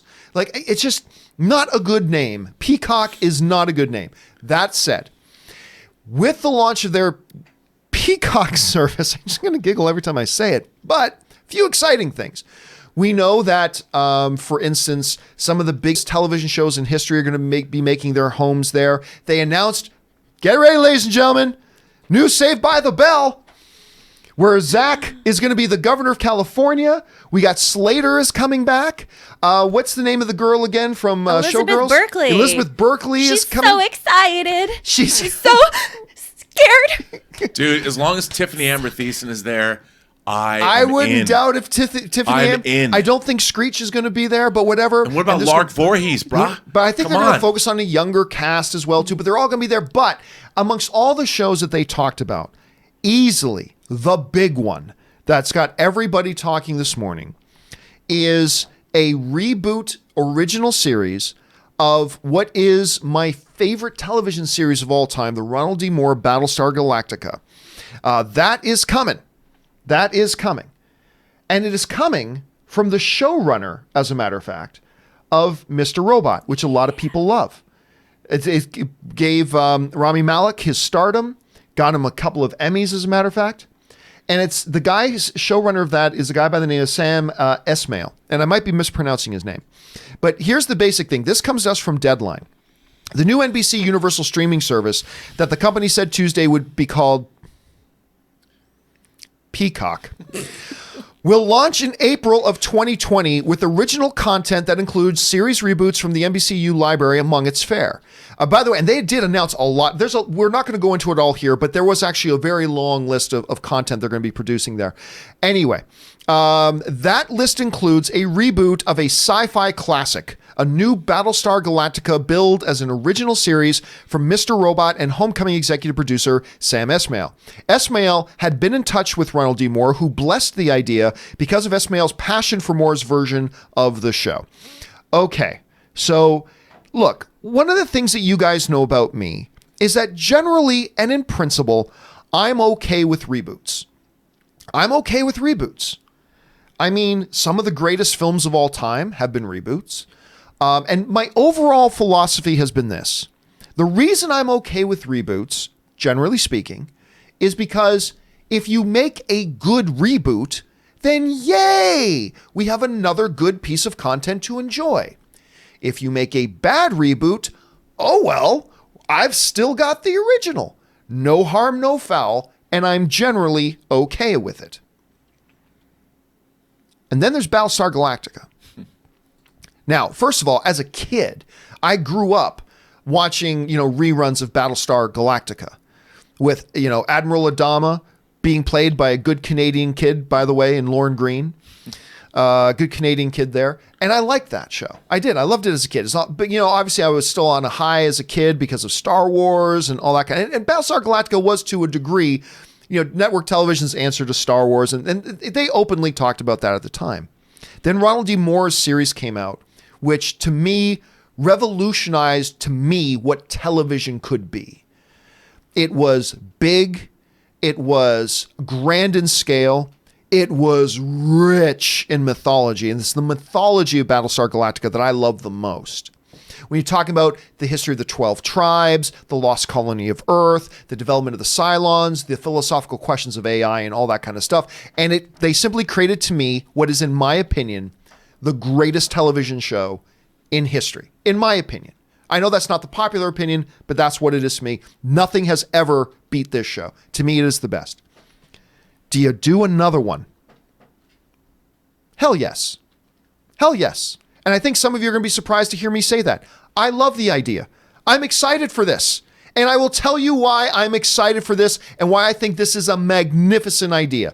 Building off my underlying philosophy that if you give us something new that's good, then we got a new piece of good content and I'm excited. And I'll tell you what, the underlying principles and philosophies of what makes Battlestar Galactica great, the mythology, the story, the characters, the ideas of there being at some point in history, the colonies of man, the race of man actually went out to the stars and established different colonies. And there's this mythological lost colony of Earth. And now the human race almost gets wiped out. They're on a pilgrimage to find it.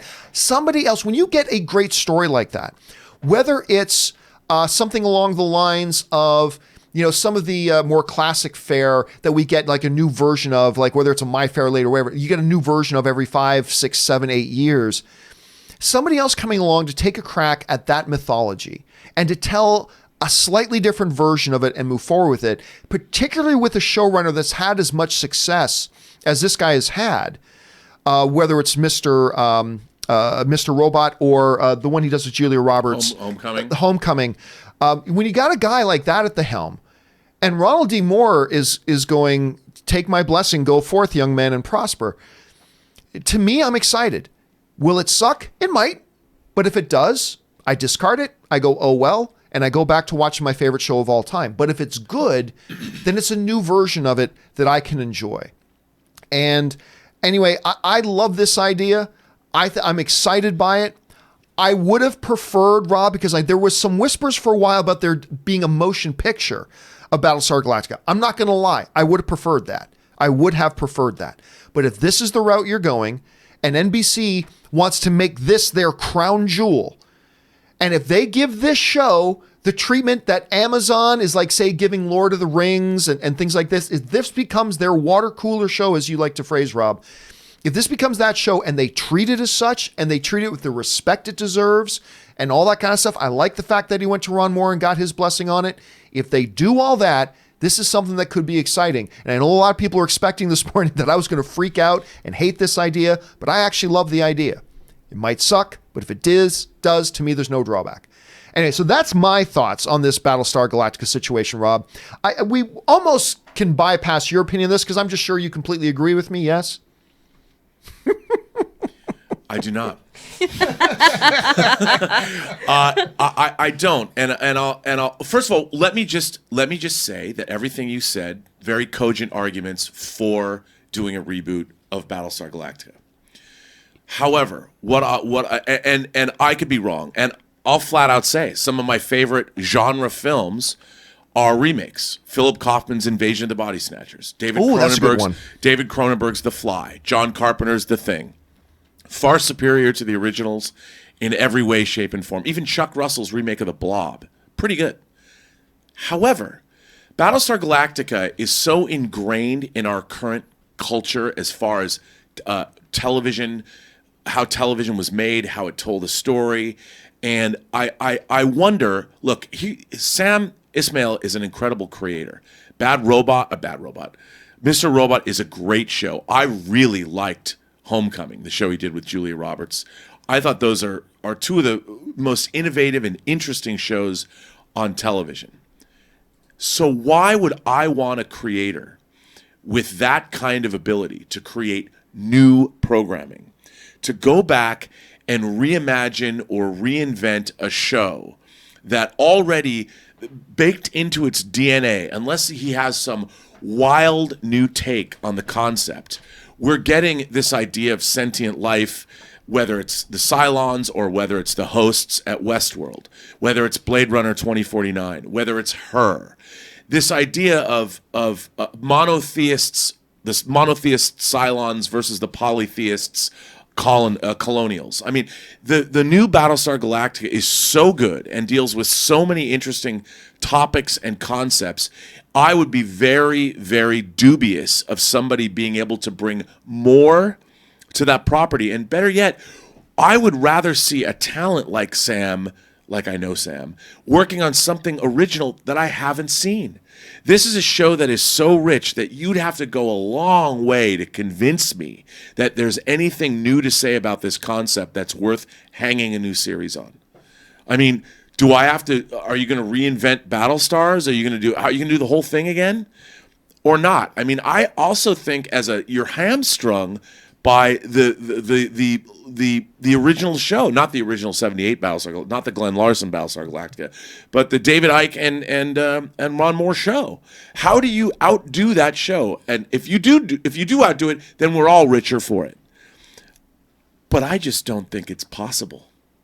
I don't think you can. I mean, seeing as it's my all-time favorite show, it's hard for me to imagine that they can outdo it. But you know, that brings up something though, Rob, that you and I have talked about before. Seeing as Battlestar Galactica is my all-time favorite show, I don't need a re-envisioning of it to outdo it. I just want another good thing to look at and enjoy. Here's a great example for me. My all-time favorite cop film, not international cop, but like all-time favorite cop film, is Infernal Affairs.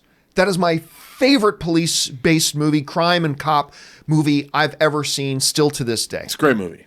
And then we had Martin Scorsese come along and do a reboot of it, a North American reboot with The Departed, that went on to win Best Picture and actually finally won Martin Scorsese a Best Director Academy Award. And while it is story beat for story beat, it's the same tale as Infernal Affairs. It's got slightly different personality. Obviously, it's in English, but it's got slightly different personality, a little bit of different takes on this. It's not massively different. It's just little minor things. And I'll tell you what, for me as a viewer, I can sit down and watch Infernal Affairs and then watch The Departed right after it and really get a fulfilling, enjoying experience. Did I like The Departed more than Infernal Affairs? No. But I still think The Departed is brilliant and wonderful, and I love that it won Best Picture. I do too. And I have a great experience with it. And if Sam can deliver, again, as if I know him, if Sam can deliver something along those lines, give us a Battlestar Galactica, a little bit of a different take, maybe emphasize a few things a little bit differently than Ron Moore's did, and give us a new telling of it, and make it good and enjoyable, I'll love it. Just like I loved, The Departed compared to that. Or it could suck ass, and then we'll throw it away. Again, I think the great frustration for me is we live in an era of an embarrassment of riches. We're getting a lot of, look, one of my favorite things in life was the original Japanese anime Space Battleship Yamato. And I'm like, or as we know it, Star Blazers. I was so adamantly opposed to them retelling the story in Space Battleship Yamato 2199. I'm like, there's no way. There's no way they can. It's awesome. I mean, it's awesome. In 2202, they brought back the Comet Empire, Warriors of Love. I'm like, I am so down with this. I mean, they updated it, and it's the same story with modern writing. They even kept most of the character designs, but just updated them. I was so against this. I'm like, how dare they? How dare they? I don't feel that way about Legends of the Galactic Heroes, by the way. My favorite anime of all time. But I'm like, they did it. They convinced me. I'm convinced. But with this, I don't know, man. Going back to what you said about Mortal Kombat, though, when you were talking about Mortal Kombat and your lack of interest right now, much like I had lack of interest in Spider-Verse at one point, you're saying, what is there to it, right? A couple of guys fight, rip each other's heads off. Like, what is there to it? I would argue going into a Battlestar Galactica reboot, unlike a Mortal Kombat reboot, you have got one of the best and richest underlying myths and mythologies to build on. Like I just feel like there's so much potential there. So look, I don't know if this is going to be good because as of right now, there's some big questions that got to be answered. Number one, are they going to treat this with the respect it deserves? Number two, are they going to give this a massive cinematic-like budget like they did for Game of Thrones, like they are going to do for Lord of the Rings, like they're doing with The Mandalorian? Are they going to treat it on that level? Or are they going to show, we're going to give you basically the budget of The Office. We want you to make this The Office version. We basically want it to be on the bridge all the time of the Battlestar Galactica, and Adama is trying to have a hard time keeping his wacky crew in line. If that's what they're going to do, piss on you. But I don't know. A lot of questions to have answered here, guys. What do you think about NBC? We're not going to talk about Peacock in general, but what do you think about the idea of the creator and showrunner of Mr. Robot coming out and doing a Battlestar Galactica film? Do you feel some apprehension? Do you feel some optimism? What do you think about it? Jump down to the comment section below and let us know your thoughts. All right, guys, with all that down and out of the way, we're going to move on to take some live questions here in just a couple of minutes. But before we do, we're going to take a little bit of a break here. Give me a chance to stretch the legs, rest the vocal cords, refill my drink, and then we'll be right back. So hang tight, guys. Just taking a short break, and we'll be right back.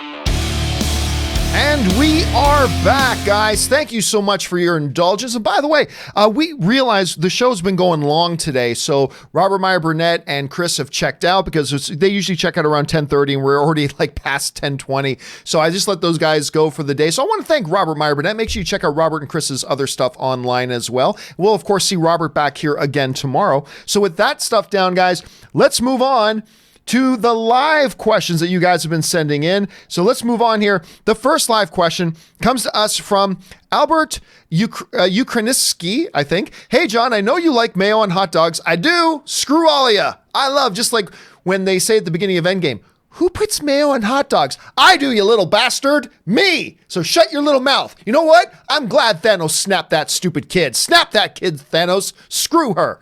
Anyway, but have you tried Mayo Chip? Mayo Chip. It's a new condiment by Heinz, and I've been putting it on everything. I'm going to assume it's probably like a mixed bottle of ketchup and mayonnaise, which, hey, I like ketchup. I don't go out of my way to put ketchup on a lot of stuff, but maybe it's a little bit of mix. Maybe I'll try that sometime. I'm glad Thanos snapped that kid. I really am. Anyway, Noah DeGarmo writes, hey, John and Rob, I figured I'd join and share my top 5 films with y'all. Number 5, the 1989 version of Batman. Very nice. Number 4, Lord of the Rings.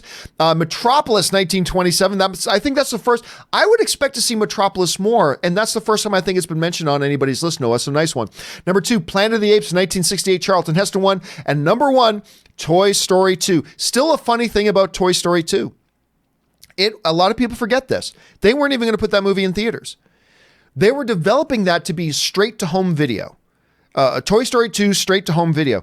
And at some point, somebody at Pixar went, this is actually really good. Maybe we should, and they kind of reassessed, and then it became a movie. And became maybe the first wide release film. I might be wrong about that. To hold 100% critic rating is absolutely crazy. Anyway, Noah also writes, I would be remiss if I didn't also mention The Secret Life of Walter Mitty, A Few Good Men, nice, and The Ten Commandments, 1956, as some of my all-time favorites. I'll tell you what, a lot of that era of kind of biblical epics, Hollywood just can't replicate. Hollywood has tried to try to recapture some of that magic. We had a Noah one, we had a Ten Commandments, or we had a Ben-Hur one, I should say. We had that, but that era of like biblical epics of Ben-Hur, of the Ten Commandments, those originals to this day hold up beautifully, particularly Ben-Hur. But I love those, and I like that people still appreciate those. All right, Casinema Reviews writes, given that you're a big Dark Crystal fan, are you familiar with the theory that the current Star Wars trilogy is spiritually inspired by the Dark Crystal? No. I'm not familiar with the theory, and you'd have to do a hell of a job explaining why you think that. I don't personally see that, particularly since like the original Star Wars came out before the original Dark Crystal. No, I don't get. Now, of course, Frank Oz was connected to the Dark Crystal, and of course he is involved with Star Wars as well. So maybe there's some connection, but I don't know that I buy into that. But then again, I haven't heard the theory explained, so maybe somebody can make a good case for it. But off the top of my head, I'm not buying into that. All right, The Mandalorian of Gondor writes, Trivia Tuesday. Last Blood will be the first Rambo film not to have his long hair.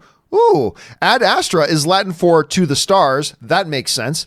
And has a Space Cowboys reunion. Who's the other guy? You got Tommy Lee Jones. Oh, and Sutherland. That's right. By the way, to the Mandalorian of Gondor's point, if you haven't seen Space Cowboys, you ought to. I mean, James Garner's also in it. Clint Eastwood's also in it. You should watch Space Cowboys. It's a ridiculous sounding movie, but they actually make it work, and I actually think it's quite enjoyable. So thanks for that, Mandalorian. All right. Nathan Oswald writes, the last 5 movies Travolta has done all have... Wait a minute. Really? Is that true?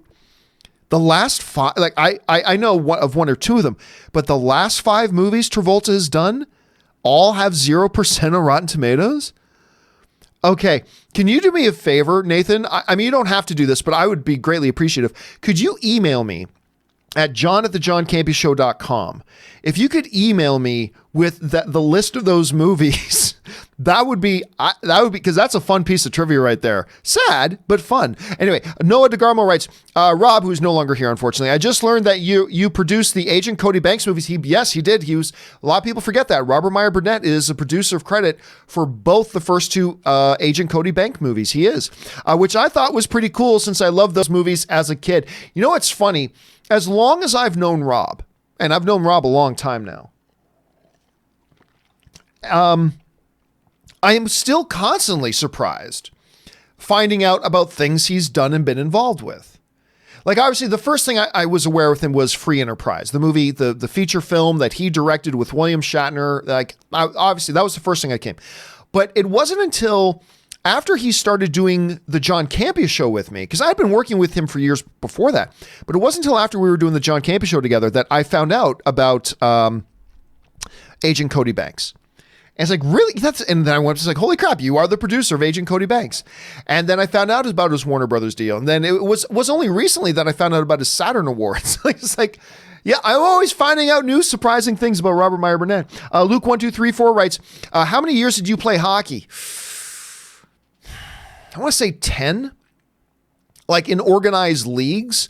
But I mean, as long as I lived in Canada, I played hockey. Like, even if it was just casually played hockey, but probably about 10 in organized leagues.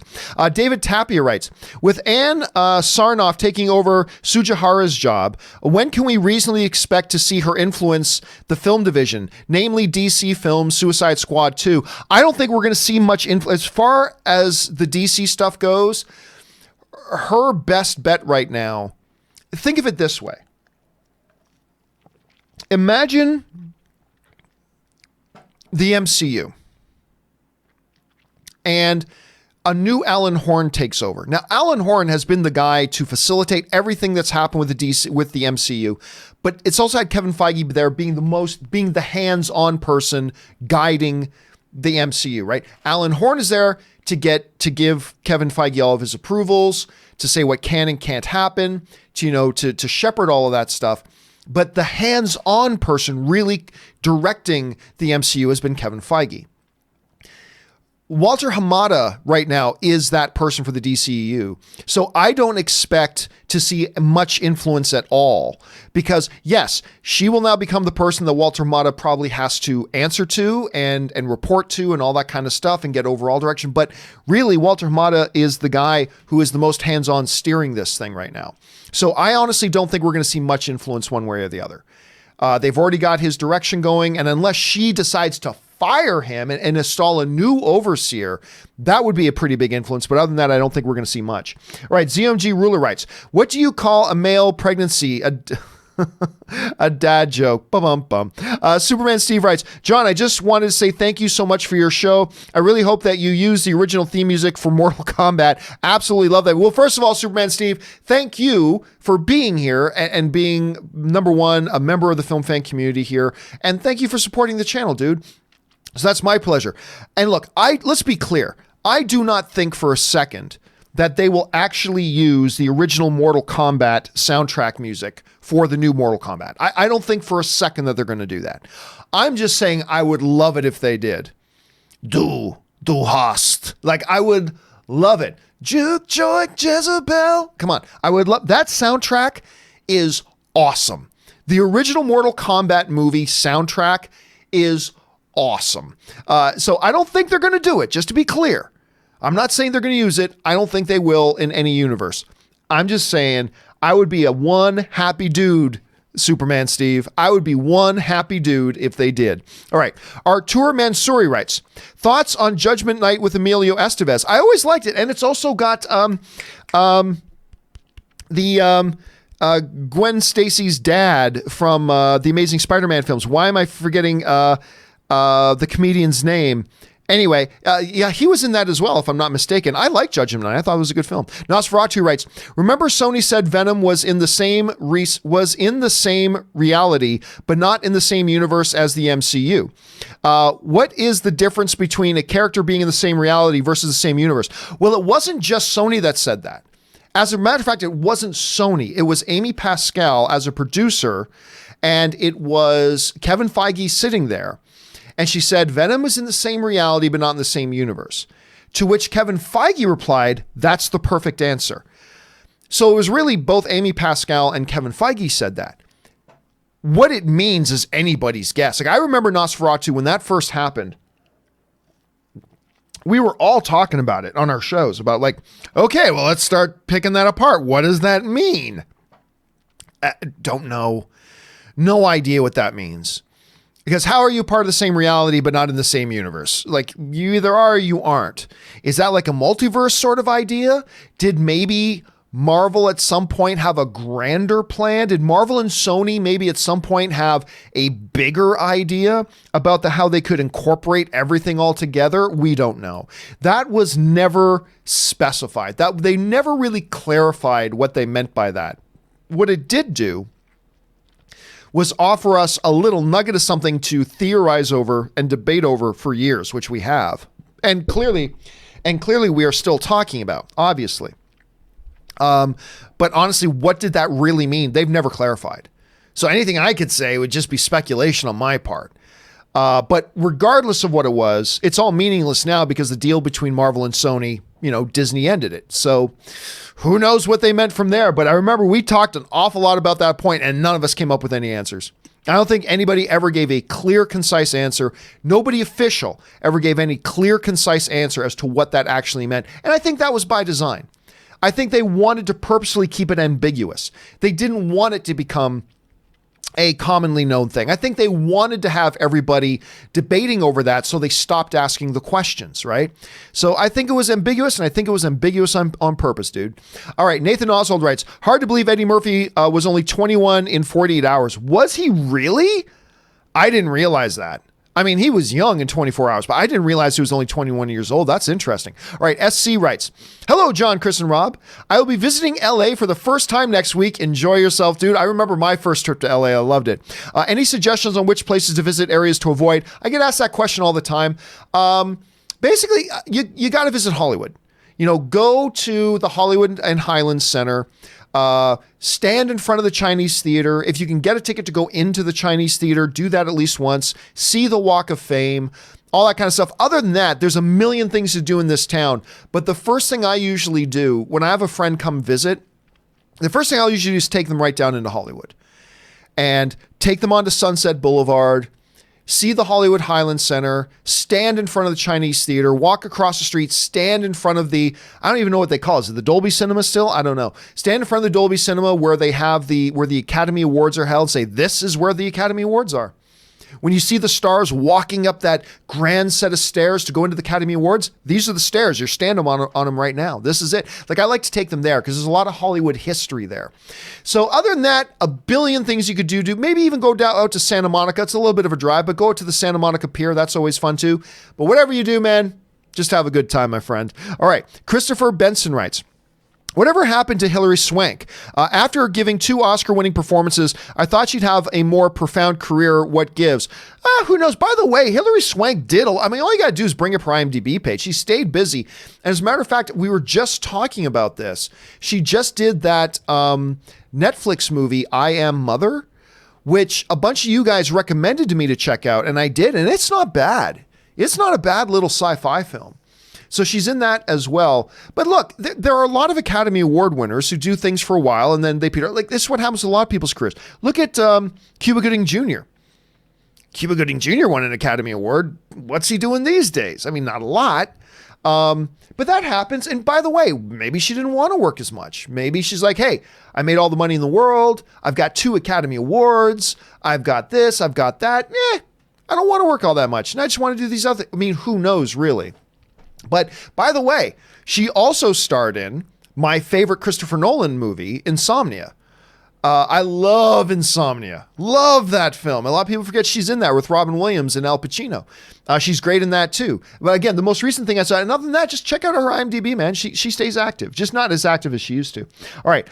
Andrew Rias writes, by the way, it reminds me of that Office episode. Hilary Swank, hot or not? Remember that episode of The Office?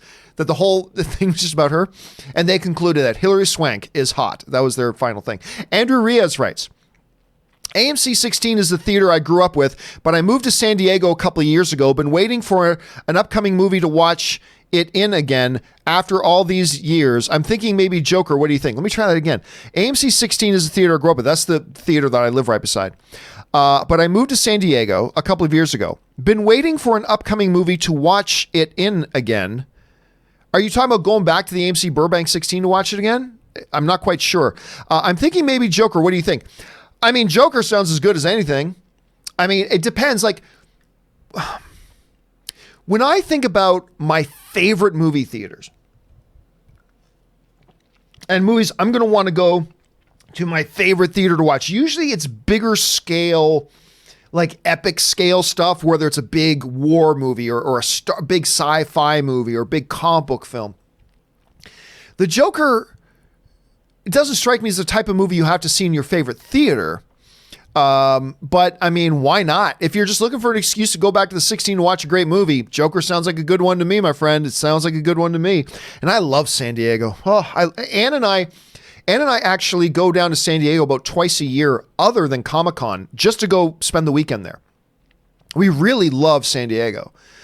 So at least once or twice a year, we'll just, either book a hotel or we'll book an Airbnb and just go down for a weekend and just hang out in downtown, in the Gaslamp Quarter. We'll just hang out down there right around the convention center where Comic-Con is held. And we just love hanging out there. Anyway, Trev8 writes, my top 5. Number 5, Gravity. It's a good film, man. Anyway, 4, Castaway. Great film. Number 3, Mad Max Fury Road. Number 2, How to Train Your Dragon. Oh, really? Okay. I love that movie, by the way. Number 1, Blade Runner. Honorable mentions, Dread. I'm going to assume you mean the Carl Urban one, not the Sylvester Stallone one. Dunkirk is great. John Wick 1, 2, and 3. You got to count the John Wick films all there together. It's funny. Blade Runner, it is such... That's the movie... If you said to me, John, you can wave a magic wand and make yourself like one movie that you don't, which one would it be? It would be Blade Runner. It's because, it's everything. It's got Harrison Ford. It's considered a sci-fi masterpiece. All my friends love it. I wish I liked it. I wish I did. It's kind of like golf. I don't golf. I wish I golfed. Because, I've had friends over the years who love going golfing, and going golfing with your buddies seems to be a standard male rite of passage thing to do. But I just don't golf. I wish I did. If I could wave a magic wand to make myself like one film, that would be the film. And listen, guys, by the way, I meant to lead off the live questions with this. And I didn't get around to it. But I want to do this because we just had, Rob did a companion video yesterday, and this was going to be in the companion video, but I took it out of the companion video so I could address it myself. All right? I took it out so I could address it myself. And it's from a viewer by the name of Thomas Kellner, who wrote this in on either yesterday or Sunday. Oh, no, I think Sunday. Came in on Sunday when we had to cancel the open mic show. And Thomas Kellner wrote the following. They wrote, hi, John. Just got back from the Czech Republic to see my cousins and my dad and got a new set of teeth. That's the first time I've ever had somebody write to me saying they got a new set of teeth. That's awesome. Got a new set of teeth and feel great and now have a very positive outlook on life. I would like to thank you for keeping me positive on here. You are our Mr. Rogers. So anyway, Thomas sent that in, and I think, first of all, that's great. It is amazing sometimes about how like something cosmetic can make you can do a lot to help your self-esteem. I mean, that's life. And the idea of going to get new teeth, that sounds awesome to me. That sounds great. And they wrote, thank you for keeping me with a positive outlook on life. Well, that's not me. That's the movie fan community. And the fact that we can talk about movies and just have a fun, good environment to sit around and talk about things, that's the key thing. And then you were too kind when you say you are our Mr. Rogers. Well, I thank you for that, Thomas, very much. And hey, I'm glad you had a chance to go back home and see family. I'm glad you're able to I got to get some dental work done myself. I'm glad you're able to do that. Glad you're a part of the film fan community, Thomas. So thank you for sharing that, dude. Anyway, I meant to do that off the top of the live questions because I just saw that one and I wanted to make sure that I addressed it myself here on the show. So there we go. That one was from Thomas. Okay, let's keep going on now. Let's see. Uncharted Halo writes, Let's see. I thought The Last Jedi was okay. Nothing special. However, I never understood the fan rage. What are the fundamental flaws with this movie that really pissed people off? Please explain this to me. It's not my place to explain it. Not my place to explain it. Again, The Last Jedi is a film I like, but it's my least favorite of all the new Star Wars movies. Like when you're talking about, of all the new Star Wars movies, to me, it's The Force Awakens, it's Rogue One, it's Solo, and then it's The Last Jedi. And that's my order of enjoyment of them. But look, it's not my place to explain to anybody what other people's, I can't explain other people's opinions. You know, the only thing we can say is they watched it, didn't work for them. You know, just like me with some films I don't like. I watched it, didn't work for me. And I can't explain why other people don't like. Now, look, what is clear is that there is a segment of those people who have some pretty twisted worldview problems. And they attach that to Star Wars, and that's well documented. But like I've always said from the beginning, you can't ascribe that one segment of people that are like that to everybody who doesn't like The Last Jedi. Because like I said, I've got some really tight friends who love Star Wars, did not like The Last Jedi. But it is not my place to explain why they don't. It's like it's not my place to explain why somebody doesn't like Batman versus Superman. Like it's not my place to explain why somebody may not like Infinity War. While it's not my place to explain why somebody doesn't like, you know, I don't know, The Godfather. It's not my place to explain. To me, in my head, it's like, hey, they watched it. It didn't work for them. Oh, well. I can explain why I don't like a film. Like if we wanted to have a big discourse about why I hated, like, say, the Assassin's Creed movie, or why I hated Light Between Oceans, or why I hated, well, I didn't hate it, but I didn't like it, why I didn't like Mary Poppins, the new Mary Poppins, not the original, why I didn't like Mary Poppins, why I didn't like Wrinkle in Time. I mean, I can explain why I didn't like it, but it's not my place to explain why other people didn't like it. That's their thing. That was their experience, and that's unto themselves. All right. Morse Code Z writes, 1 of 2. My top 10. Number 10, Spider-Man 2, still one of the best Spider-Man movies. Well, first of all, I believe it's the second best Spider-Man movie ever made, right beside Spider-Man Into the Spider-Verse. Number 9, Precious, which was nominated for Best Picture and won the Toronto International Film Festival back in 2009. 8, Hunt for Red October. You know what? I think that's the first time Hunt for Red October has been listed in somebody's top 10 list. I love that movie. Anyway, Schindler's List, beautiful. Princess Bride, fabulous. Number 5, Lord of the Rings. Back to the Future. 1776. Which one is that? I can't remember off the top of my head. Star Wars, the original trilogy, and Murder by Death. Shocked myself when I realized, part 2 of 2, when I realized that list had no Star Trek. Sorry, Rob. Disney, Pixar, Don Bluth Animated, MCU, Monty Python, Eddie Murphy, Aaron Sorkin, Opie Cunningham, Ron Howard. You know, that's the thing. When talking about top 10s and everything, Morse code, it becomes tricky. Because to a lot of people, if you don't have something in your top 10, that means you don't like it. It's like, no, there are hundreds and thousands of great, fantastic movies. And to try to make a top 10 means there's going to be a lot of movies you love that don't get in that list. Like I remember I've talked about some of my top 10s before. People go, but John, what about this movie? You said you love that movie. How come it's not in your top 10? Because I've seen tens of thousands of movies, and there's only room for 10. There are a lot of films that I totally love that aren't going to be in my top 10. And like you're saying, where it's like it's you stun yourself when you realize I have no MCU, no DCU, no Monty Python, I have none of those on that list. It doesn't mean you don't love them. But that's the tricky thing about putting top 10s together, because you got to leave. It always means you have to leave things off your list that you totally love. There's a lot of movies I completely love and would fall over for that aren't on my top 10 because there's only room for 10. It's a tricky thing. Mr. 47 writes, when does the embargo lift for Last Blood? I don't know, but it's worrying to me. That is concerning to me. Because if I go over to Last Blood, Rotten Tomatoes. The movie comes out tomorrow. No, 2 days. The movie comes out in 2 days. So it comes out on Thursday. And still no critic reviews for it. That's not a good sign. You guys know I'm excited about this Rambo movie. I am excited about Last Blood. I can't wait to see this. But the fact that they're not allowing anybody to give any critic reviews for it, that is always a big concern to me. So, I mean, look, the very latest it can lift is Wednesday or Thursday, because that's when the movie opens. You can't hold reviews past when the movie opens. So it's within 48 hours. Within 48 hours, but the fact that it's not already out is a big concern to me. I'm excited about Rambo, but this doesn't reek of confidence on the part of the studios that they're not letting reviews come out for it. It's a little concerning. I'm not going to lie. Okay. Next up, Artur Mansouri writes, musicals have had a reemergence with La La Land, Greatest Showman, Bohemian Rhapsody, and Rocketman. Then there's Cats, which doesn't excite me one bit.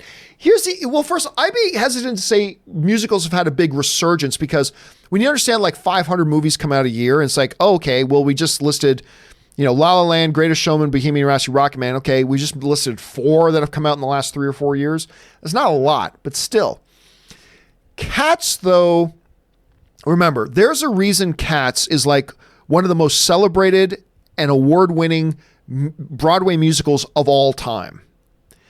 So all I know is that the trailer looked garbage to me. But that doesn't mean I think the movie will be bad. Look, first of all, go no further than Tom Hooper, the director. This guy is amazing. Let me bring up his full thing on here. First of all, the dude directed one of my favorite Best Picture winners of the last 15 years, which was The King's Speech. I freaking love The King's Speech. That thing is amazing. He's also directing a number of episodes for that new Dark Materials show, which got a lot of people excited. He did the Oscar-nominated film The Danish Girl. He did the fabulous version with Hugh Jackman of Les Mis. This dude is awesome. Make no mistake about it. Tom Hooper is a great director. A great director who craps out Oscar-buzzed movies. He makes a movie, it gets Oscar attention. He's just that good. So you got him attached to one of the most successful Broadway plays of all time with a really solid cast.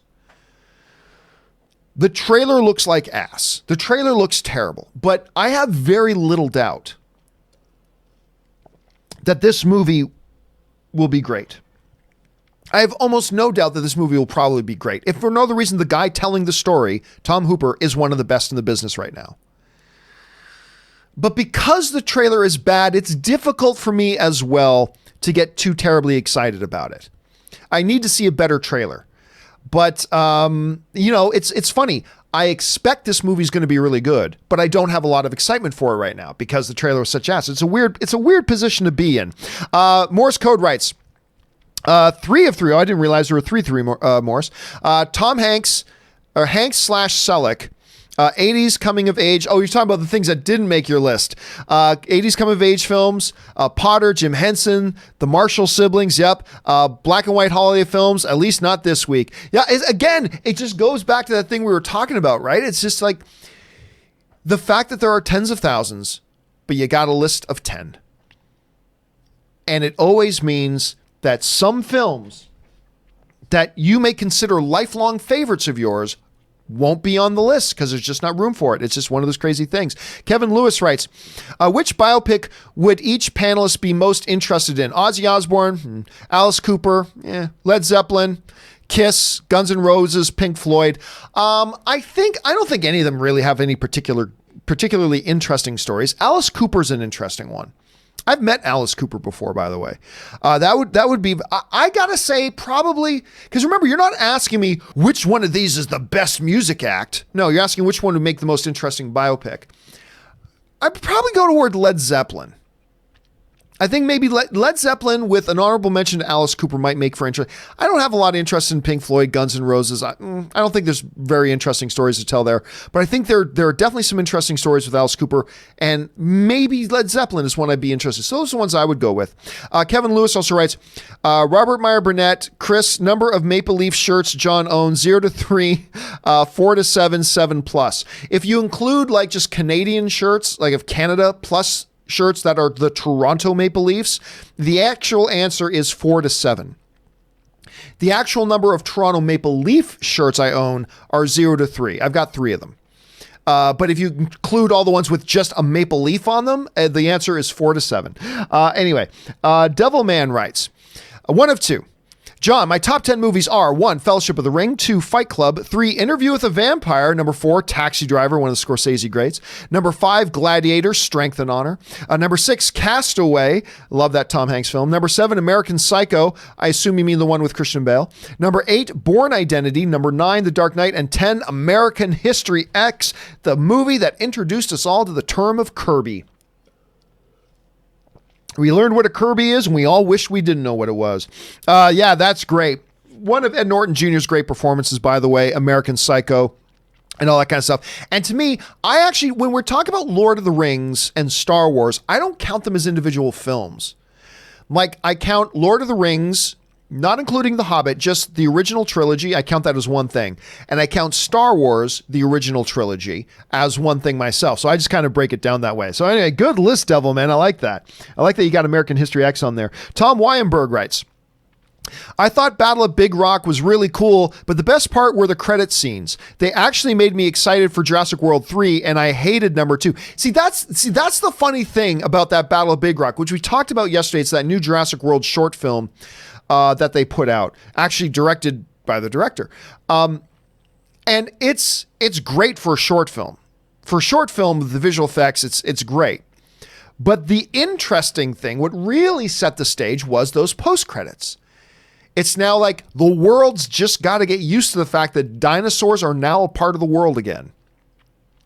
You know, whether it's the dove at the wedding being snatched up by a pterodactyl, whether it's a little girl being chased around by these little ones, whether it's, you know, driving down the highway and all of a sudden there's a huge stegosaurus in the middle of the road and you got to swerve your car. Like, that was the real interesting thing. The short film was great as a short film. That's the highest budget short film you're probably ever going to see.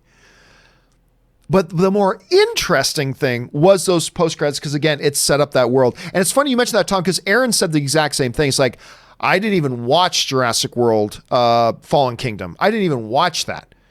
But now, because of this little short, I want to go back and watch it, and I'm interested in what the next one's going to be. So you're right on the same page with Aaron on that one, Tom. All right. Michael Lagrange writes, I hope Johnny Cage shows up somehow. There are rumors, but there's an actor attached to it that we don't know. They're keeping his role under wraps. I gotta believe it's probably Johnny Cage. I don't know that, but my guess is it probably will be. I hope Johnny Cage shows up somehow. Seems like they are going with the first tournament, and he's pretty integral to that story. Has he been cast? Not officially. But again, remember, this is the movie. This isn't the video game. They're going to make their own story. And honestly, you don't have to have Johnny Cage in that. You don't. I want them to have Johnny Cage. I do. And I suspect that they will. But do you need to have Johnny Cage? I actually would argue you don't. You don't have to have him there. You can, and you can make him an important part of the movie.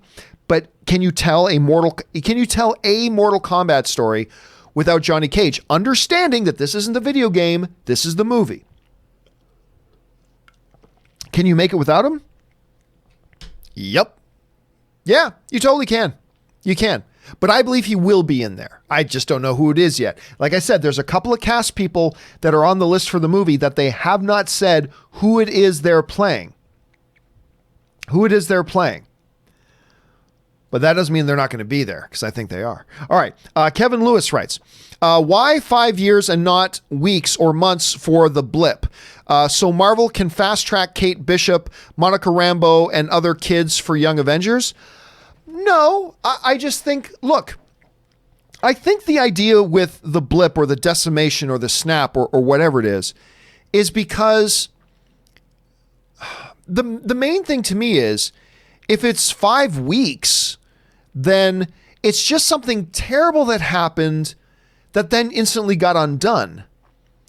What made the blip interesting, or the decimation, whatever, was that now when you go back to that world 5 years later, if it's 5 weeks later, nothing's changed.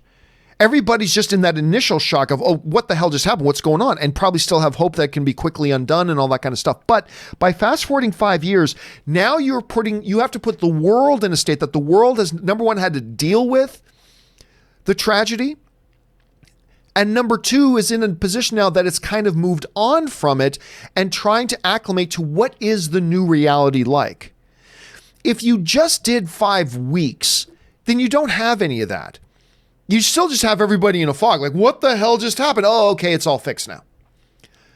Whereas with the 5 years, you now have a world that has changed. You have a world that in some ways has fallen apart, is still in the earth, because it would take years, is in the beginning stages of trying to put itself back together again. You have people going to therapy, to group counseling, all that kind of stuff. By making it 5 years, it made it a hell of a lot more interesting. So no, I don't believe they made it 5 years just so they could accommodate Kate Bishop or Monica Rambeau or anything like that. I think they had the 5 years, so they said, well, we can now do this with these characters. I don't think it was the other way around. The story came first. And it's just that it made the world in Endgame a far more interesting world, being that it was now 5 years later, not 5 weeks, where everybody's still just scrambling. What can we do? What can we do? How can we fix this? Blah, blah, blah, blah. That's now past. Now the depression is set in. Now the lethargy is set in. Now the reality, this is the new world that we live in. And you couldn't have done that with 5 weeks. You couldn't have even done that with 5 months.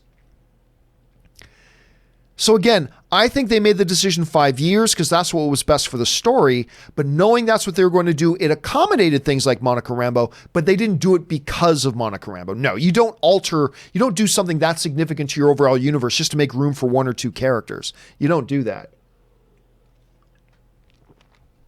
But again, to me, it made it a much more interesting world, Kevin. Okay.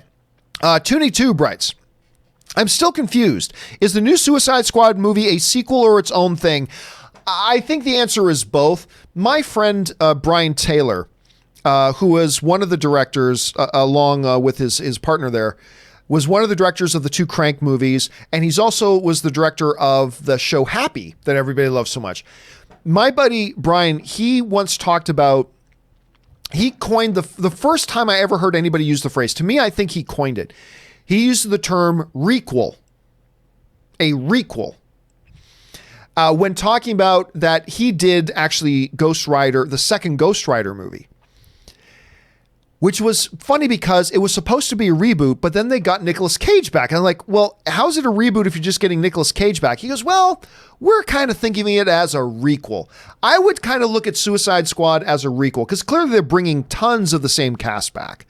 So this is not ignoring the world. It's not a reboot, but it's a fresh start that happens within the universe and stays in continuity, just a fresh start. So I would see it as really it's a sequel, but it's such a fresh start that they're not referring to it as a sequel, but it's not a reboot. It is absolutely not a reboot. They're just not using the term sequel at this point. So that's how I think we can look at that. All right, Toonie2 writes, I have no top 10 list. There are so many movies I love. I just can't pick 10. We were just talking about it. It's a dilemma, right? And make them the 10 best of all time. Works not for me, but it's fun to see all these top 10 lists here. I love the top 10 list because you're just seeing all these movies listed, but it's a great illustration. Again, one of the reasons I love seeing the top 10 lists from everybody is it's a great illustration about how vastly diverse our opinions are. That film truly is subjective. And that, one movie that to one person is an okay movie, to another person is one of the 10 best movies ever made. It's a beautiful illustration of that, and that's one of the reasons why. But I'm totally with you, Toonie. And we were just talking about that. It's difficult to put those lists together because of all the big movies and important movies to you that you need by definition to leave off your list, and it's just too painful to do that. Kevin Lewis writes, I meant Casey Lang, not Monica. Well, no, because they are we know that Monica Rambeau they're doing that with Monica Rambeau. So you're not wrong about that. So that was a funny little slip, but they are doing that with her. But then again, Katie Lang, she's not going to be a vital, important character. You don't alter your entire movie universes for a couple of side characters, right? Story came first. Let's see. Willow Yang writes, have you ever felt a little guilty about rooting for a character? Homelander's such an evil prick, but I just love him. Oh, listen, Willow, that happens all the time. Where you're watching a movie and you stop and you go realize, I'm actually hoping this guy, why am I hoping this guy succeeds? He's a dick. That happens all the time. But that is just kind of a hallmark that the storytellers, the directors or whatever, are doing a good job developing those characters and making those characters multidimensional. But it is funny. But have I ever felt guilty about it? I don't know that I've ever felt guilty about it. But yeah, when you look, but again, Homelander is the ultimate dick. He is the ultimate dick. But once you start to realize what went into making him that way, there's a part of you that starts to feel a little bit of empathy, even though there's no forgiving what he is and what he's done. You cannot help but feel a little bit of empathy. You know, Robert says something once in a while that is so true. He goes, everybody you meet has a story to tell that you just haven't heard yet, which I think is a profound thing. And it's certainly true in life, and it's absolutely true with our fictional characters, if those fictional characters are written well. And I think that's just a sign that they did a really good job with that character, Willow. All right. Brandon Blake writes, franchise with the biggest gulf between its best and worst movies. I got to go Jaws. I mean, the shark roars and revenge. Well, I mean, by the way, don't forget the original Jaws, which, by the way, it's funny you mentioned that. Ann and I actually sat down and watched Jaws yesterday. She had never seen the original Jaws, so she watched the first half of it on her plane trip yesterday back from Orlando, because she flew back from Orlando yesterday, and she got home in the morning. And she had watched half of Jaws on the flight, and she goes, I want to watch the other half. So we bought the movie, and we watched the second half of Jaws so she could watch it. So it's funny that you're mentioning that right now, and I was just telling her, by the way, Jaws 3, 3D, Jaws 3 was done in 3D. Louis Gossett Jr. was in that one. Bad movie.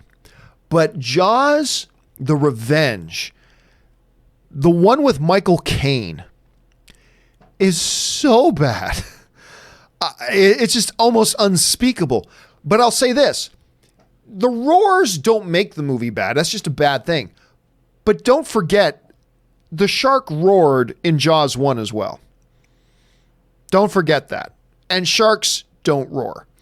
But the shark roared in Jaws 1 too. Don't forget that as well. Biggest gap between best and worst? Jaws is certainly a good candidate for that. Rush Hour, because I think Rush Hour 2 was great and Rush Hour 3 sucked. So, I mean, no, sorry. Obviously, what am I thinking? The easiest answer in the world, Highlander. Because the original Highlander is in my top 10 films of all time list. Highlander 2 is one of the unholy trinity of the 3 worst motion pictures ever created by the Hollywood system.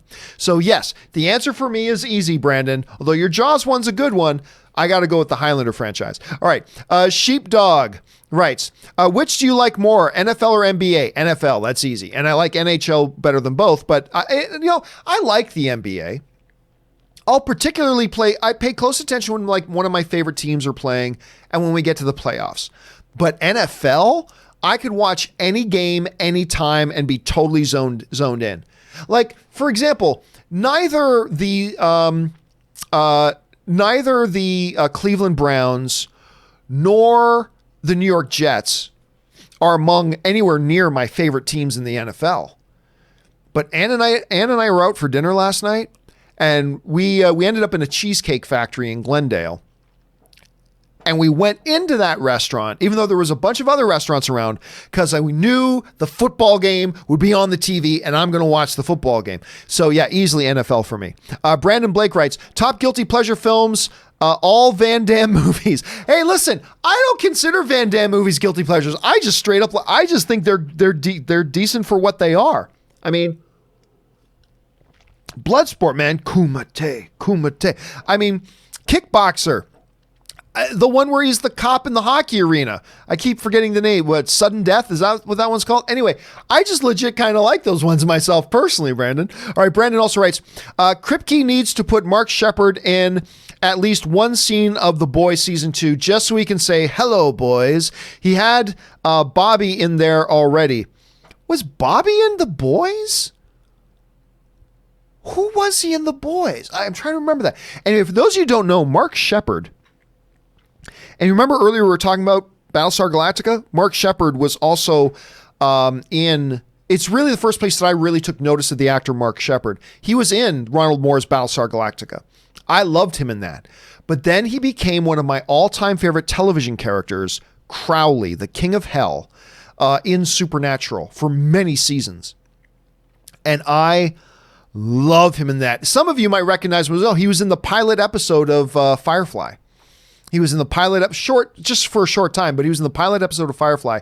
I love Mark Sheppard. If Kripke could put Mark Sheppard in Firefly, I would love it.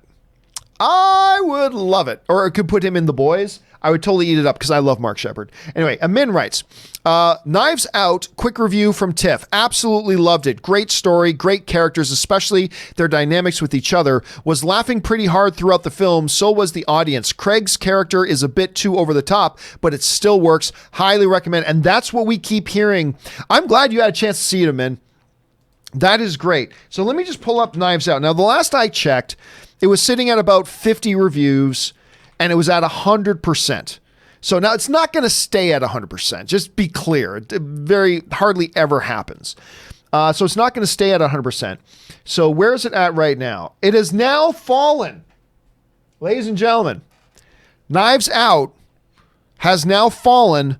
It's no longer 100%. It has fallen all the way down. Where are we at? To 98%. So clearly, it's a complete unmitigated disaster. No longer is Knives Out at 100%.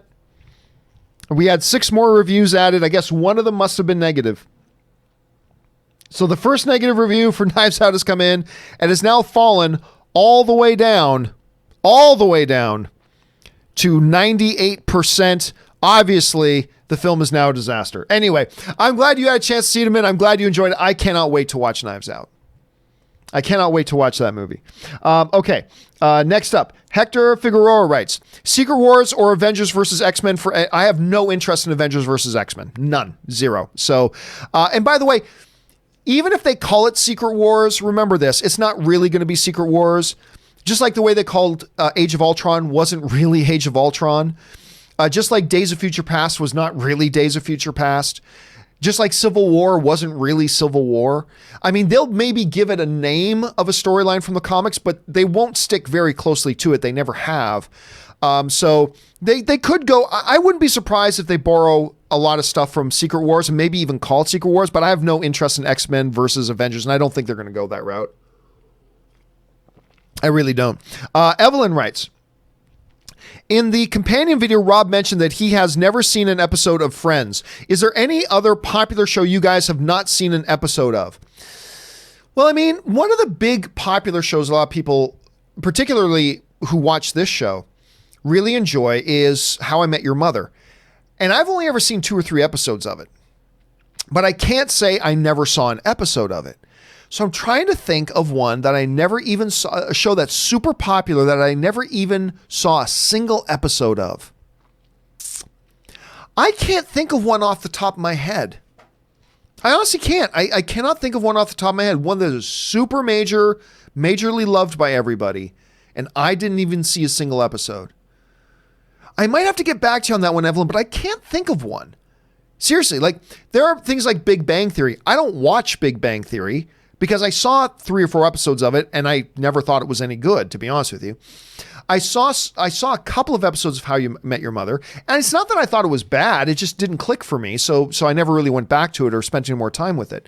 But other ones that I never saw once, I can't think of one, honestly. All right, Ryan Loner writes, that doesn't mean one doesn't exist. I'm just saying I can't think of one off the top of my head. John does the best Chamberlain impression I've ever seen, maybe second after Simon Pegg. First of all, Simon Pegg's Chamberlain which was originally, we were just talking about Frank Oz, which was originally voiced by Frank Oz, who does the voice of Yoda as well. And he was like, he's a magnificent director as well, Frank Oz. Simon Pegg does Chamberlain so well, I had to double check 3 or 4 times to be convinced that that wasn't actually Frank Oz doing it again. It's perfect. Seriously, Simon Pegg's Chamberlain is perfect. Yes. I mean, he just does it. I watched every episode of the new Dark Crystal show, and every time Chamberlain speaks, I still can't believe it's not Frank Oz. It's uncanny what he did, Ryan. Absolutely uncanny. Jared Oberfeld writes, one of two. One thing you guys said a few is about the film industry turning more into the video game industry disturbs me. Surely you can't be serious. Oh, I am serious, and don't call me Shirley. 2 of 2, don't want to pay more to watch a deleted scene from Far From Home. Oh, I agree.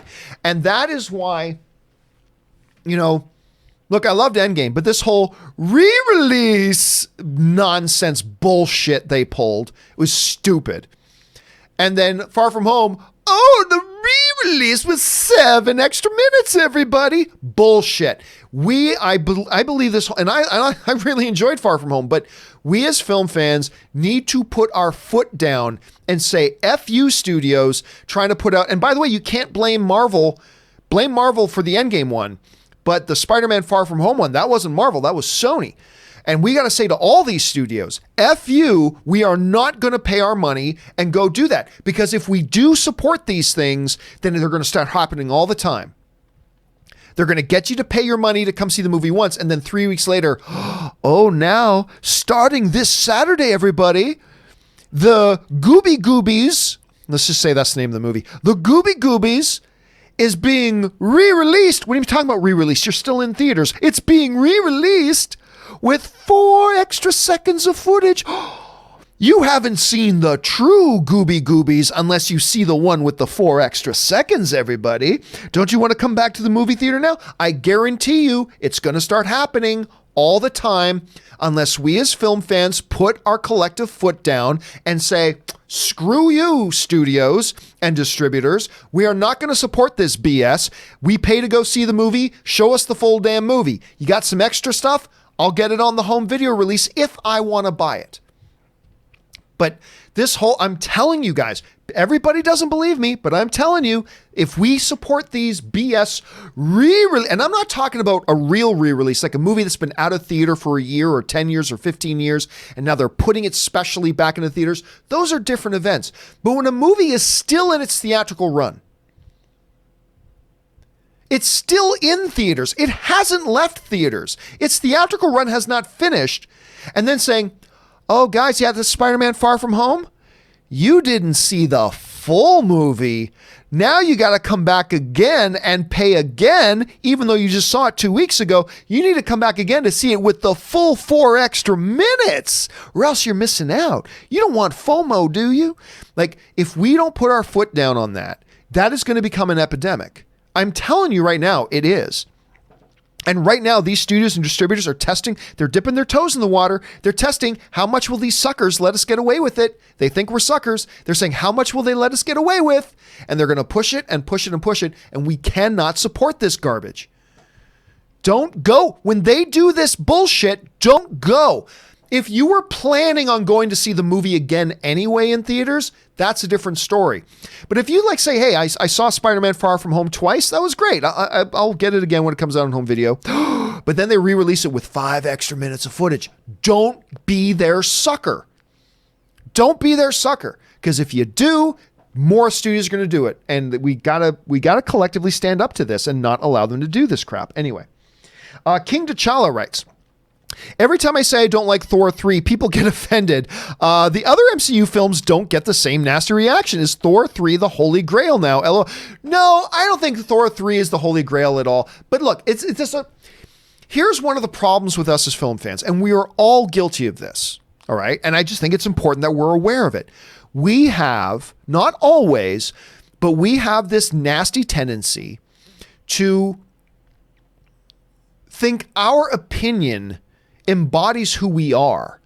And that means if somebody disagrees with one of our opinions, that means they disagree with who we are as a person.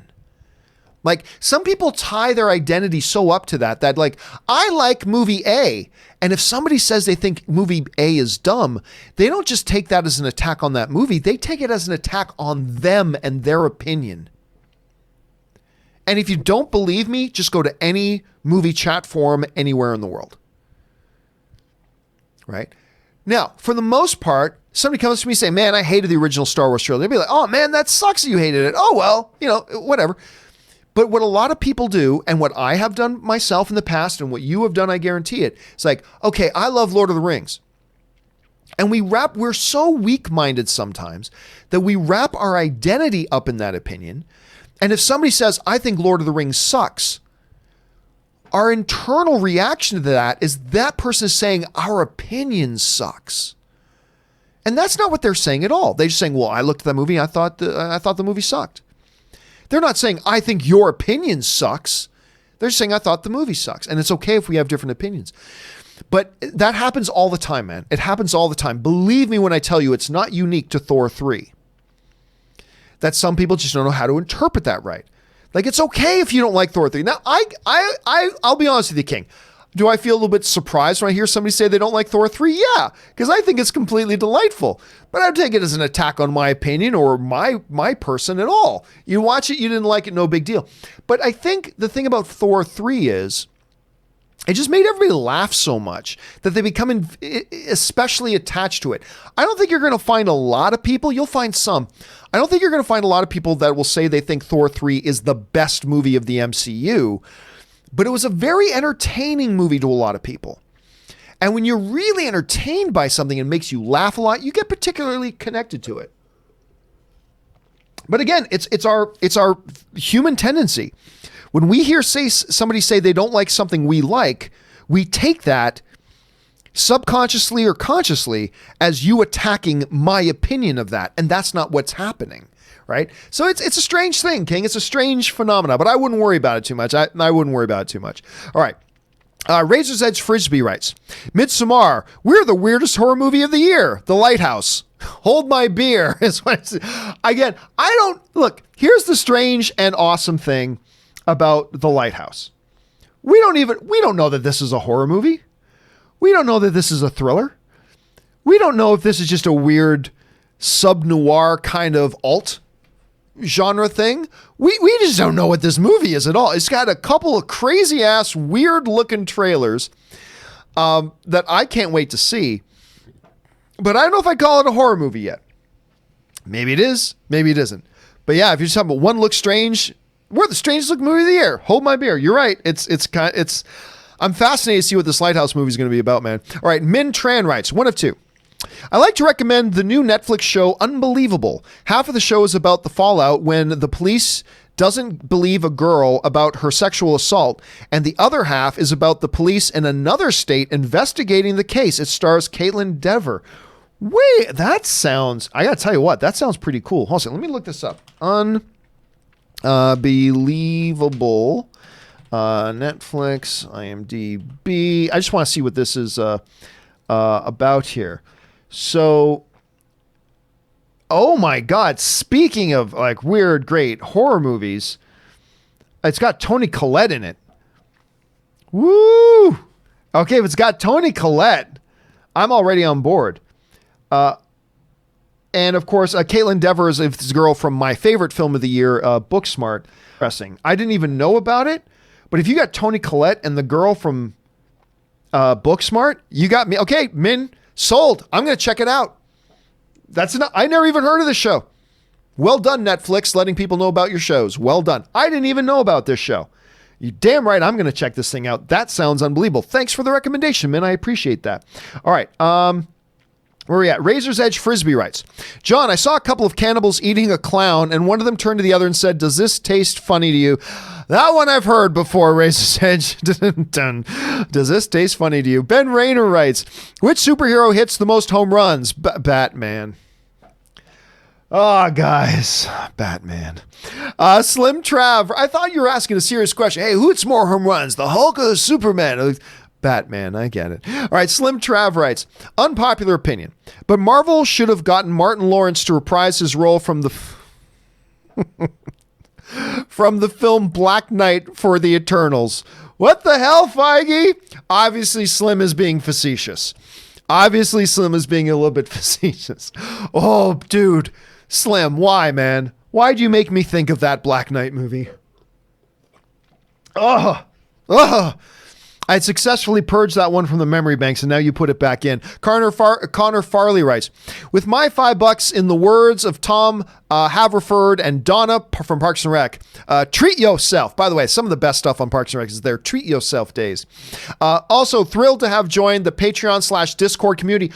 Oh my God. And I'm so glad you brought that up. I forgot to announce this at the beginning, but 15 minutes after the show's done, 15 to 20 minutes after the show is done, I will be over on the Discord server. Let me actually bring it up here. We've got a Discord server for the John Campea Show, and I am going to be over there 15 to 20 minutes after the show is done. We have a channel on the Discord server. Let me see if I can bring it up here.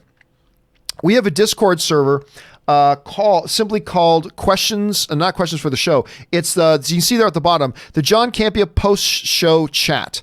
See that bottom one on the left-hand side? The John Campea post-show chat I'm going to be in there. And we're just going to talk about today's show and about the topics of today's show. And we're going to be in there. Now, the Discord server right now is only for our Patreon supporters. So if you are one of our Patreon supporters, make sure you jump on over there about 15 to 20 minutes. If you got some things you want to chat about with me regarding some of the topics today, that's where I'm going to be. So about 15 to 20 minutes after the show is done, that's where we'll be. So anyway, Connor, thank you so much for being a Patreon supporter and being one of the supporters of the show. Thank you so much. And hopefully I get to see you over there in the Discord server after the show is done when we do our post-show chat. Thanks again for that. All right. Charlie Uptown writes, Rudy, Scarface. Oh, first of all, Rudy, did you see, by the way, that fake Rudy 2 commercial with Sean Austin that they played during football on Sunday? That was hilarious. Anyway, Rudy, Scarface, The Secret of My Success. That's one that hasn't been mentioned much. Donnie Brasco, Bloodsport, Superman, The Hurricane. That's a neat one. The Wedding Singer, Uncle Buck, a little John Candy in there, and Escape from Alcatraz. That's a nice list in there, Charlie. Seriously, I always draw attention to this. I love it when we get to see these lists where it's a nice mix of different style and different types of movies. That's a really good list on that level, man. Enjoyed that one. All right.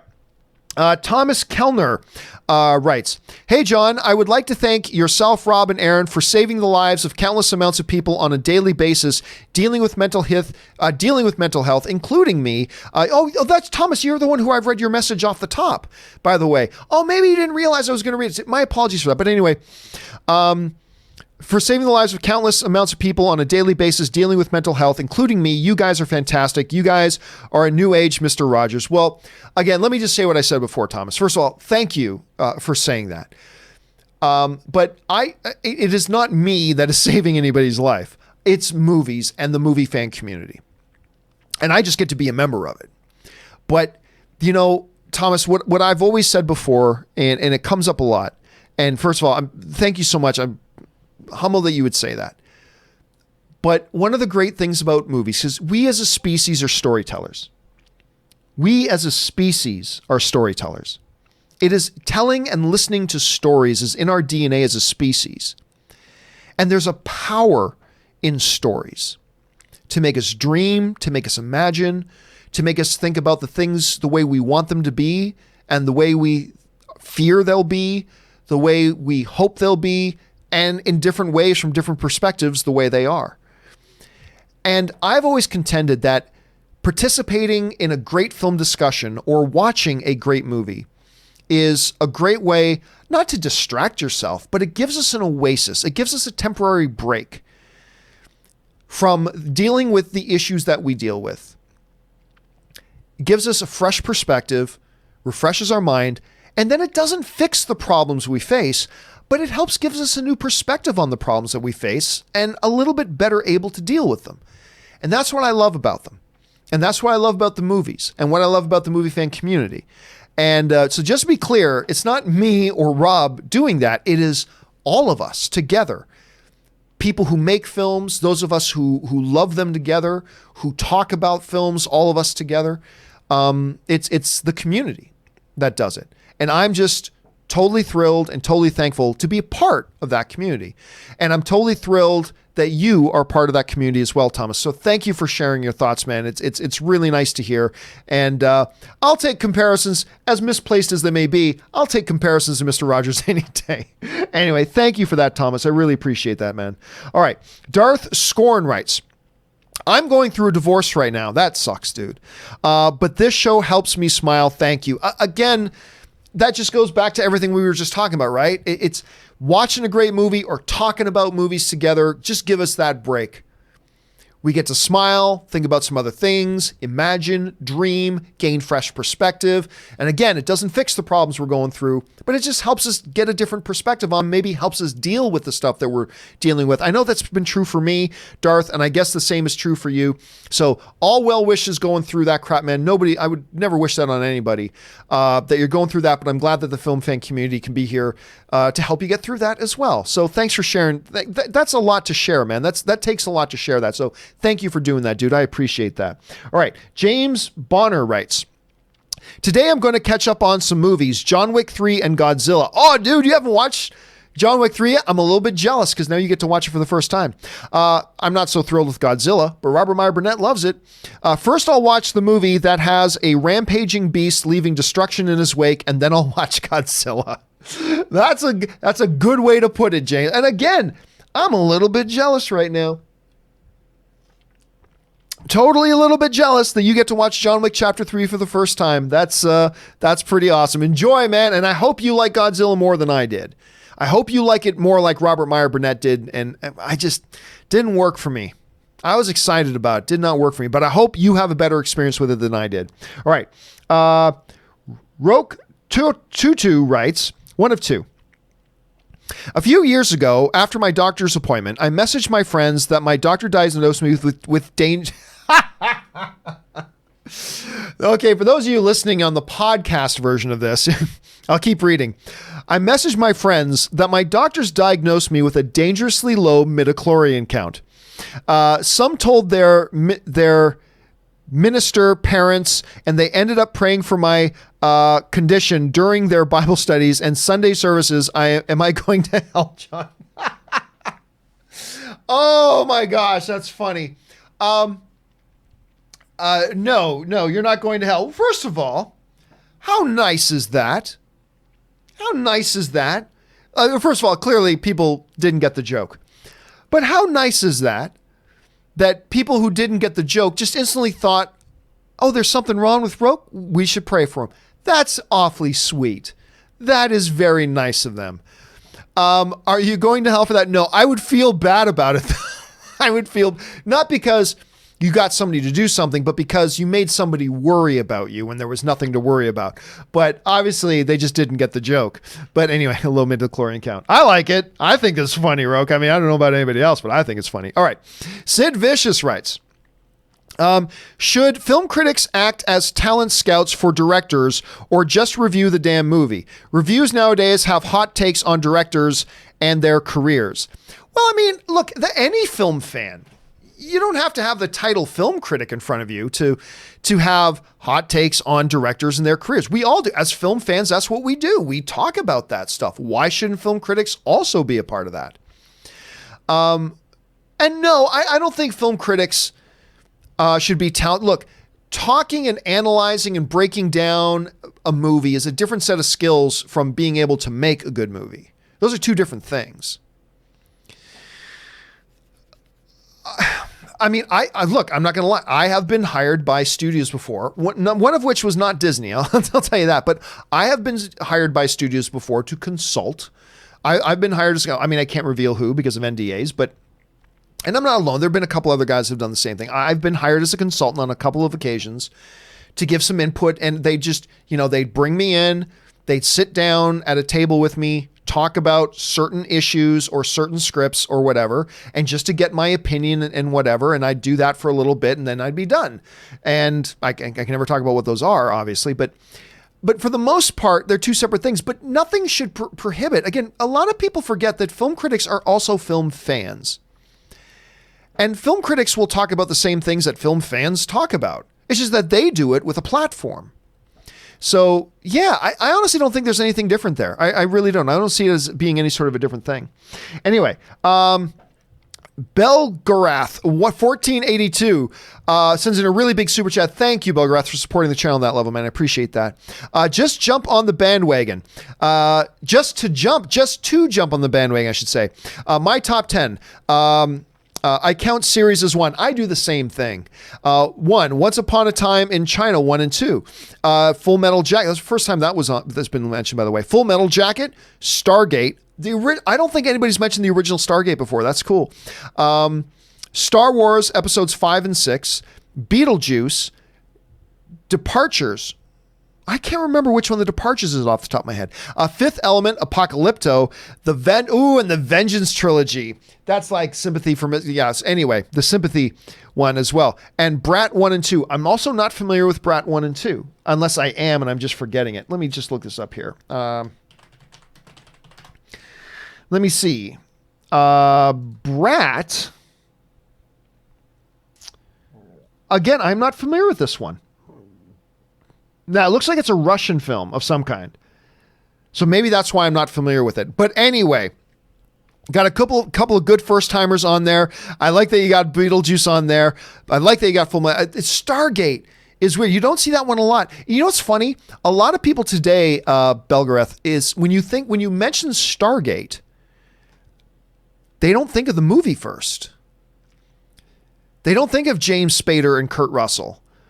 They think of the television series, right? They think of Anderson. They think of the TV series and its spin-offs, Atlantis. Then there was the one in outer space. I can't remember what that one was, but they think of the television series before they think of the movie, which I think is a kind of an interesting little twist on things, isn't it? Anyway, dude, again, thanks for sending in your list and thanks for supporting the channel, dude.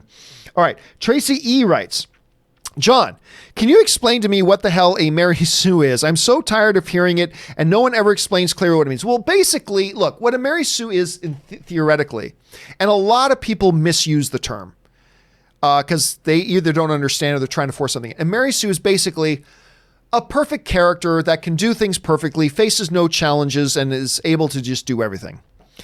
You know, a lot of people will try to say that the Rey character is a Mary Sue, which makes me go, okay, so clearly you have an agenda. Because if you look at that character and all of her shortcomings, she's naive, she's easily manipulated, she's all that, like all that kind of stuff. Then you don't either you don't understand what a Mary Sue is, or you're just forcing your own agenda on this to try to force a point.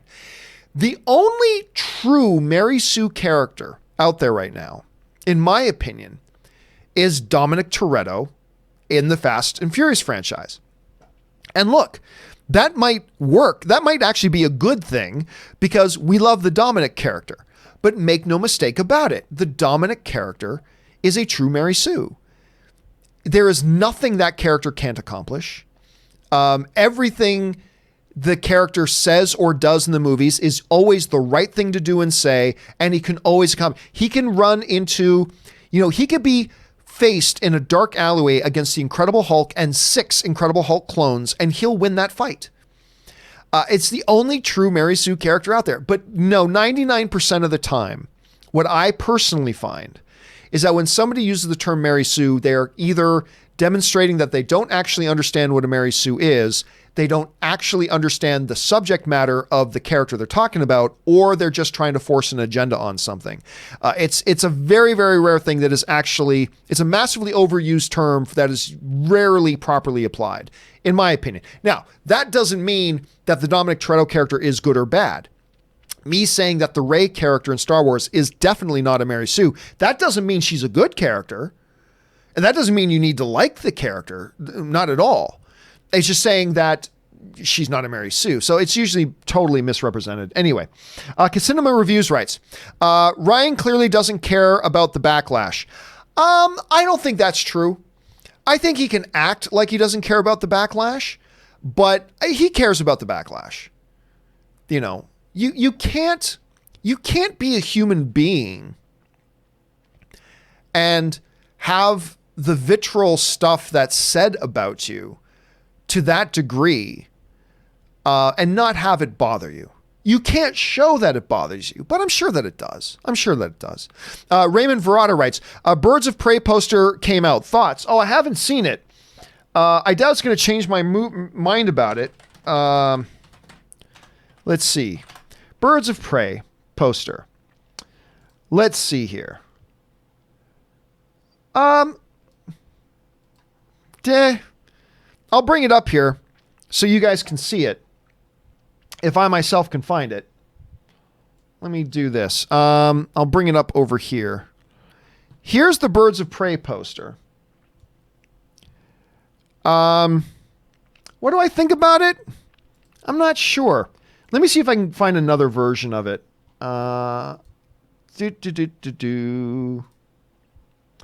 That's not it. I can't seem to pull up a version of it here. Let me try one more time here, then I'm going to give up. Does this work? I don't think this is going to work either. Nope. Well, I can't bring it up. Anyway, you guys can go see it. I'll say this for the poster. It's colorful. It's different. It's definitely unique. It's a little weird. You know, I don't mind it. I'll say I don't mind it. I do like the words on her neck written "Mind over Mayhem." I got a feeling that's a Joker reference. Mind over Mayhem.